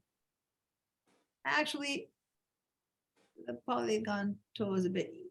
First, let's do that first as a step to learn, and then the star tool. So a polygon, let me change the fill because I've been using this combination for so long. My brain can't handle it anymore. Let me go with this. And I'm going to make, and again, I'm not one for outlined or stroked shapes, but I put them on when I teach because I want you guys to be aware that these are two different things. Otherwise, it's so easy to forget. And sometimes when you forget that you have a stroke, either you don't have it, that's good, or if you have it. But when you have a stroke, different things happen than when you don't, right? And you'll see that in one of the shapes we're going to make today. So I'm going to leave a stroke right now. I always say not to get a blue stroke though. So I'm going to go for purple stroke. And again, I'm going to leave it's a pretty fatty. 4 points is a fat stroke. And now watch for a second. If I just single click, like with a rectangle, when I'm making a rectangle that we already saw. If I click and drag, I make one. If I single click, I have to define it by sizes, and I'll have to say 2 by 2, right? So that's how I make a rectangle. Now, let me get rid of those. Same with a polygon. If I single click, here comes how many sides should my polygon have? 6. And I like that. I'll say, okay, there it gets created. Or I click and drag and create one, whatever size I want, right? So that's just the basic polygon tool. How many people need a polygon in their lives? Who knows? But these shapes, these shapes are actually, these base shapes are going to be like base shapes that we're going to use in order to create others. Again, for the people who don't necessarily draw things straight out of their hearts, learning how to use these are called the primitive closed shapes. The set of tools is called the primitive tools. They are going to allow us to create crazy amounts of good stuff. So we're going to be creating other shapes with this, and you'll see how.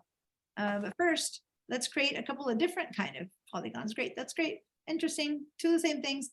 Again, bigger or smaller. If I just manipulate it without holding the shift key, I distort it. If I hold the shift key down, then I make it bigger or smaller. That's perfectly proportional. Okay, so the shift key is what keeps it proportional.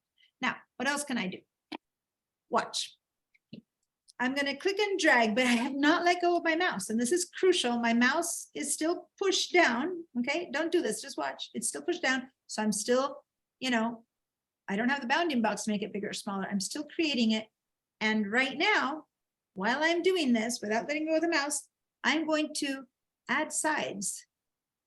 I've added some sides to my polygon, or I can take away sides and end up with a triangle.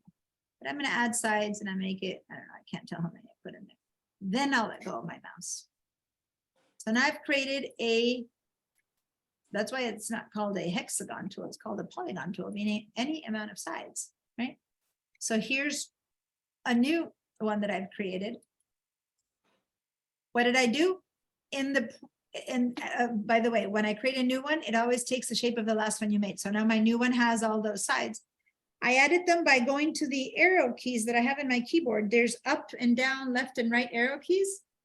So the up and down, while I'm making it, I go down, down, down, down. Each down takes away one side, down, down, down, until I'm down to a triangle. I can't go any less than that. Up, up arrow, up arrow, add sides. Okay, up and down. When I'm done giving it as many sides as I want, I let go of my mouse. That's the crucial part. When to let go of your mouse. Don't let go of your mouse until you have the amount of sides that you want. Okay, it's getting a bit crowded, so I'm moving it over.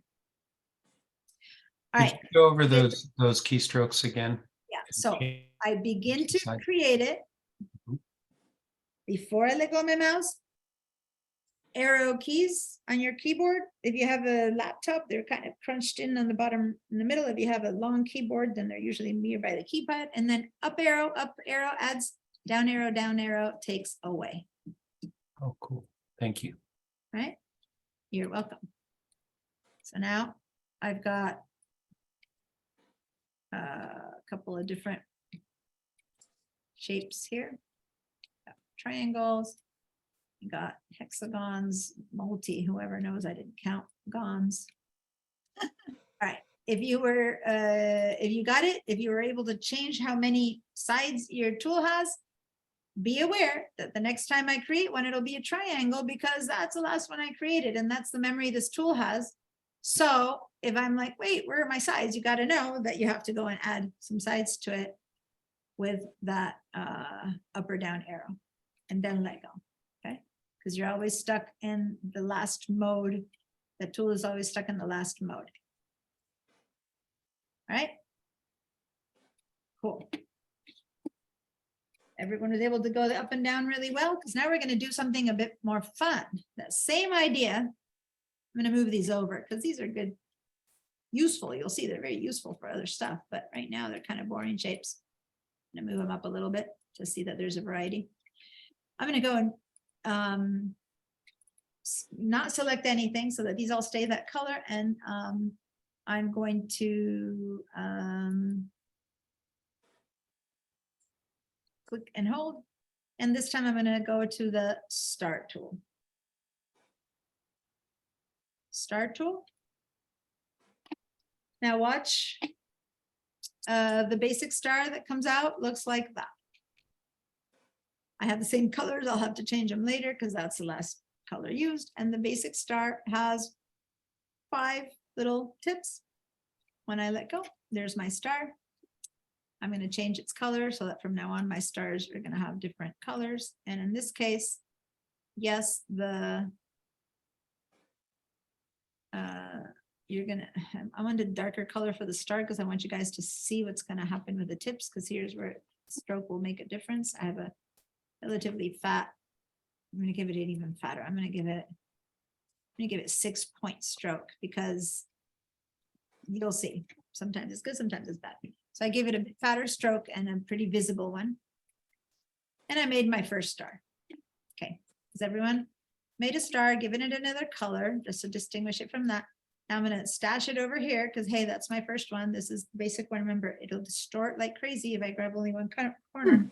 Hold down the shift key to get it to be proportional. We usually want our stars relatively proportional.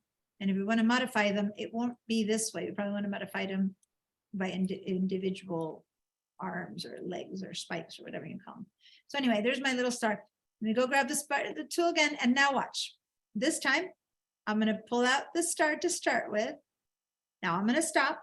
Don't let go of my mouse. And I'm going to do the same, up or down, to add tips to my star.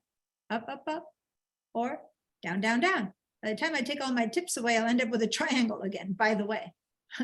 But let's go for tips because that's the whole point right now. I'm going to add tips with my up tool. And now I have a tool with many more tips. That said, and again, hold down the shift key. It's beginning to happen when I make a small star with such a fat stroke. the star I've created is this one that's outlined by the path. But what I end up getting is kind of different because I only see in pink the leftovers after the stroke is ready, but my tip of my stars are still working here. Just beware, if this didn't have a stroke, right? If I went over here and said no stroke, my star would seem a different shape and size too, just because the stroke has changed a lot. But I'm going to leave the stroke because I want you to see what is or not going to happen once I don't have a stroke. Okay. So I'm moving this guy over, and now some more cool stuff.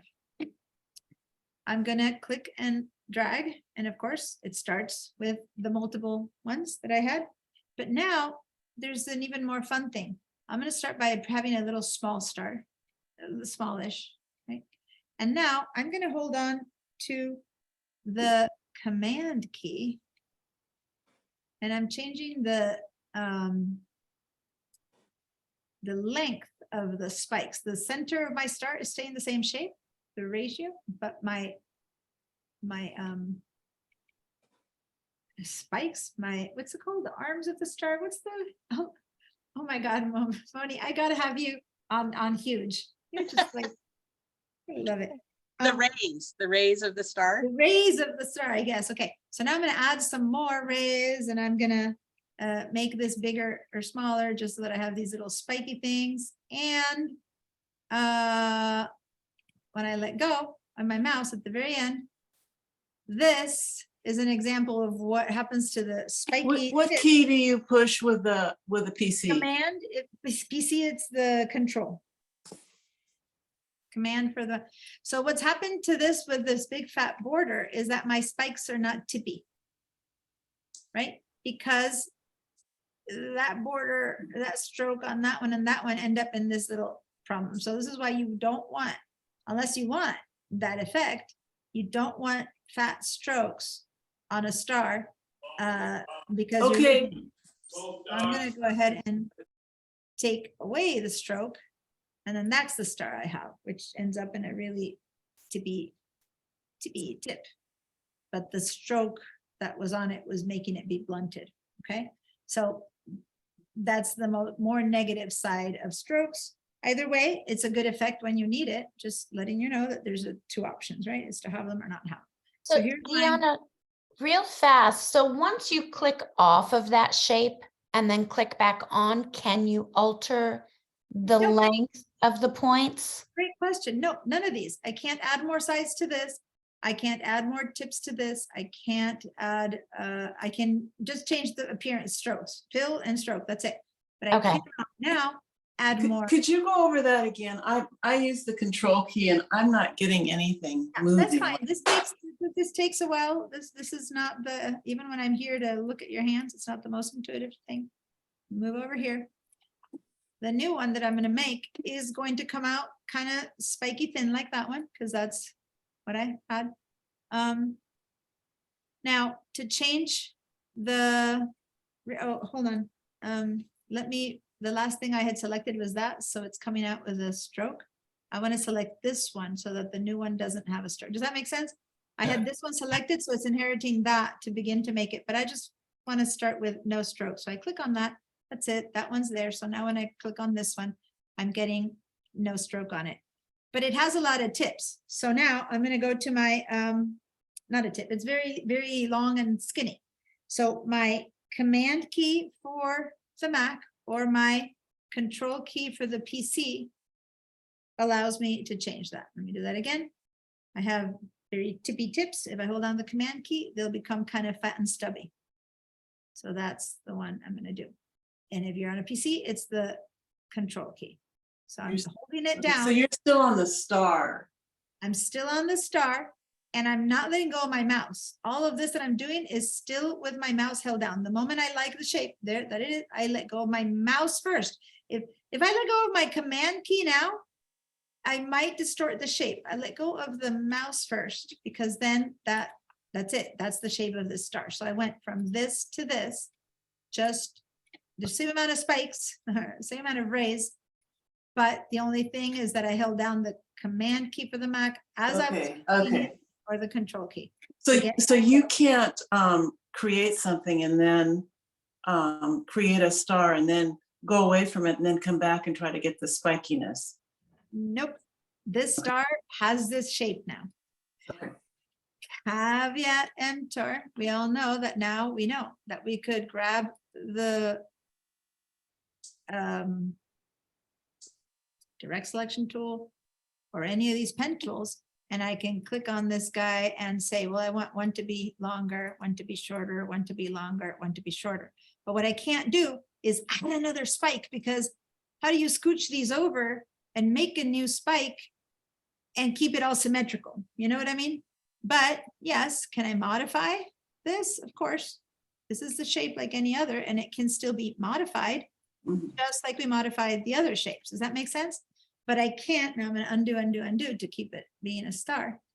But I cannot, now that it's made, add or take away anything more. At most, what I can do with my bounding box is make it, distort it, make it skinny or fat or that kind of thing, but that won't change how many points it has. I have to go and create a new one and then take points away with the up and arrow keys, and or stretch it out with the command or control key to make it into a little tiny or biggie or smallie or fatty or spiky, right? Star. Now, invariably, there's so few of you guys that it might not happen this time. When I have a lot of people, invariably, someone begins to create one and then kind of holds down for a long time on the up key, and boom, you make like hundreds of these guys. This happens always. Now, the only problem with this is fine. It's great. It's really taxing the computer to have that many anchors and paths, right? Because you can't tell, but this is really, intense. And some of you make like hold it down for hours, and there's like thousands of little guys there. The next time you want to create one, right? I'm going to create a new one. You try to create one and it's like, it's not working. I'm not getting a star anymore. It's because you have so many. So you have to hold down forever to get the new one out. So say that your star has gone out of control. For some people, it's gone out of control. Okay, just do a single click to get the numbers and simplify it by just saying, okay, go back to just 5 points, please. Points, that was it, points. Say, okay, now I can start all over again with my 5 points. Okay, so you can kind of clean it up that way. Now this one is still spiky. So if you just single click the 5 points, then it's these radius numbers that can be kind of weird, like proportionally, which one is radius 1, which is radius 2. So it's the outer one or the inner one. So, I'm going to go and change this inner one to be, instead of 0.1, I'm going to say 0.6, say, okay. And there we go. Now I'm back to a basic. But if you don't know what ratio, whatever, just bring the points back that way, because that's the most important thing. Once you have the points down to something logical, then you can, once again, use your command or control T to make it fatter or skinnier, and you go up and down to change its shape until you're basically back. This is kind of one of the beginning early ones. Okay. So now with the stars that you've created, time has passed and I'm 7 minutes over. Sorry, guys. So here's homework really quick. Give me, I haven't shown you yet how to do this, but with a couple of these stars, put them together. And I haven't shown you the complete ways to center them, but give me like a nice old Christmas star or snowflake, change them the colors, make some more complicated stars, with layers. If this one needs to go in the back, you can move this little blue one down to make it go under the other ones and stuff like that. Give me a couple of funky little shapes and do some screenshots of some nice stars. You can get really fun with this kind of stuff. Now, I haven't shown you yet how to center them, so you can just hand center them. Later, I'll show you a better way to center them. So Deanna, real quick. So I've made my points really skinny. How do you make it go back to the standard? Yeah. Once you have your points too skinny, and I don't know what I have, my last one is not, it's not too skinny. So let me make them really skinny. Hold on. When you have them really skinny and long like that, right? When next, let me just delete it. When you try to make another one, sometimes it's hard to bring them back. So when you start, it's watch. I've started one. The points are so skinny.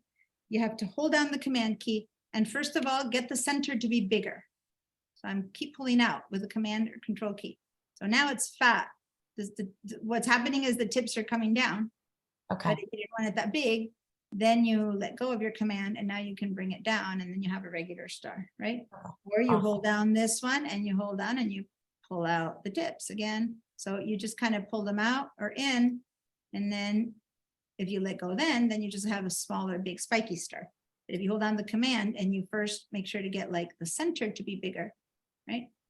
Then you can eliminate that. So now I'm going to make a bigger star first, then I pull out, right? So you have to like let go of the command, hold it, and then you can keep changing what the different things are. Once you get to something like this, you're like, oh, because next time you try to make one, that's what you get, right? So if it's too unhandleable, right? If you're holding the command key, don't seem to be able to get anything better. If it's way too unhandleable, then just let go, single click, bring the points down to something normal, and maybe try a 1 and 1, which is not a good ratio, but it's like two basic numbers. Say okay, and you get that, right? So when you start with that, now you can begin to kind of start all over again, right? Because you kind of brought it back to something more handleable. Awesome. Thank So you. worst case scenario, do it that way.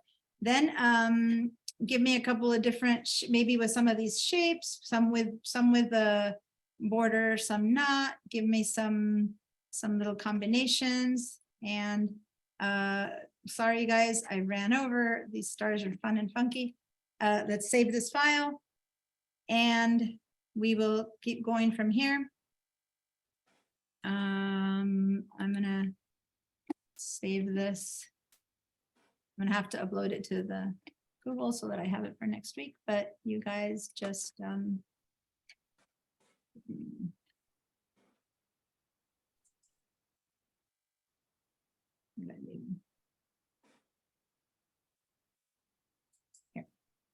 Okay, so shapes and stars or something like that, I'm gonna call it. It's really manipulating shapes, right? So really it's not shapes and stars, it's manipulating shapes, arrow keys, creating your own shapes, curves, lines. So that's what this is. Keep playing, create some stuff and surprise me, right? Put stuff up in the Padlet and surprise me. Okay, and have fun, laugh a lot like Moni. She's like having a blast here. Oh, okay. I love this program. You know, you always find the thing that really moves you, and this seems to be yours. This is So it. many others, maybe a lot of you guys are loving it, but since I see her face, I'm reacting to her. I see Susan. Susan's pretty happy too. Anna, you're not so happy looking. Hopefully you're happy, but you seem to be just focused, and that's good. This is, focus, make this happen. I tried InDesign last week and was going to murder myself, but I did it. I Right. created a project on it with the help of the Illustrator. So Nice, nice. I did it. That's what it takes. Just trying. All right, guys, I've kept you longer, so bye. Bye. Play around, have fun.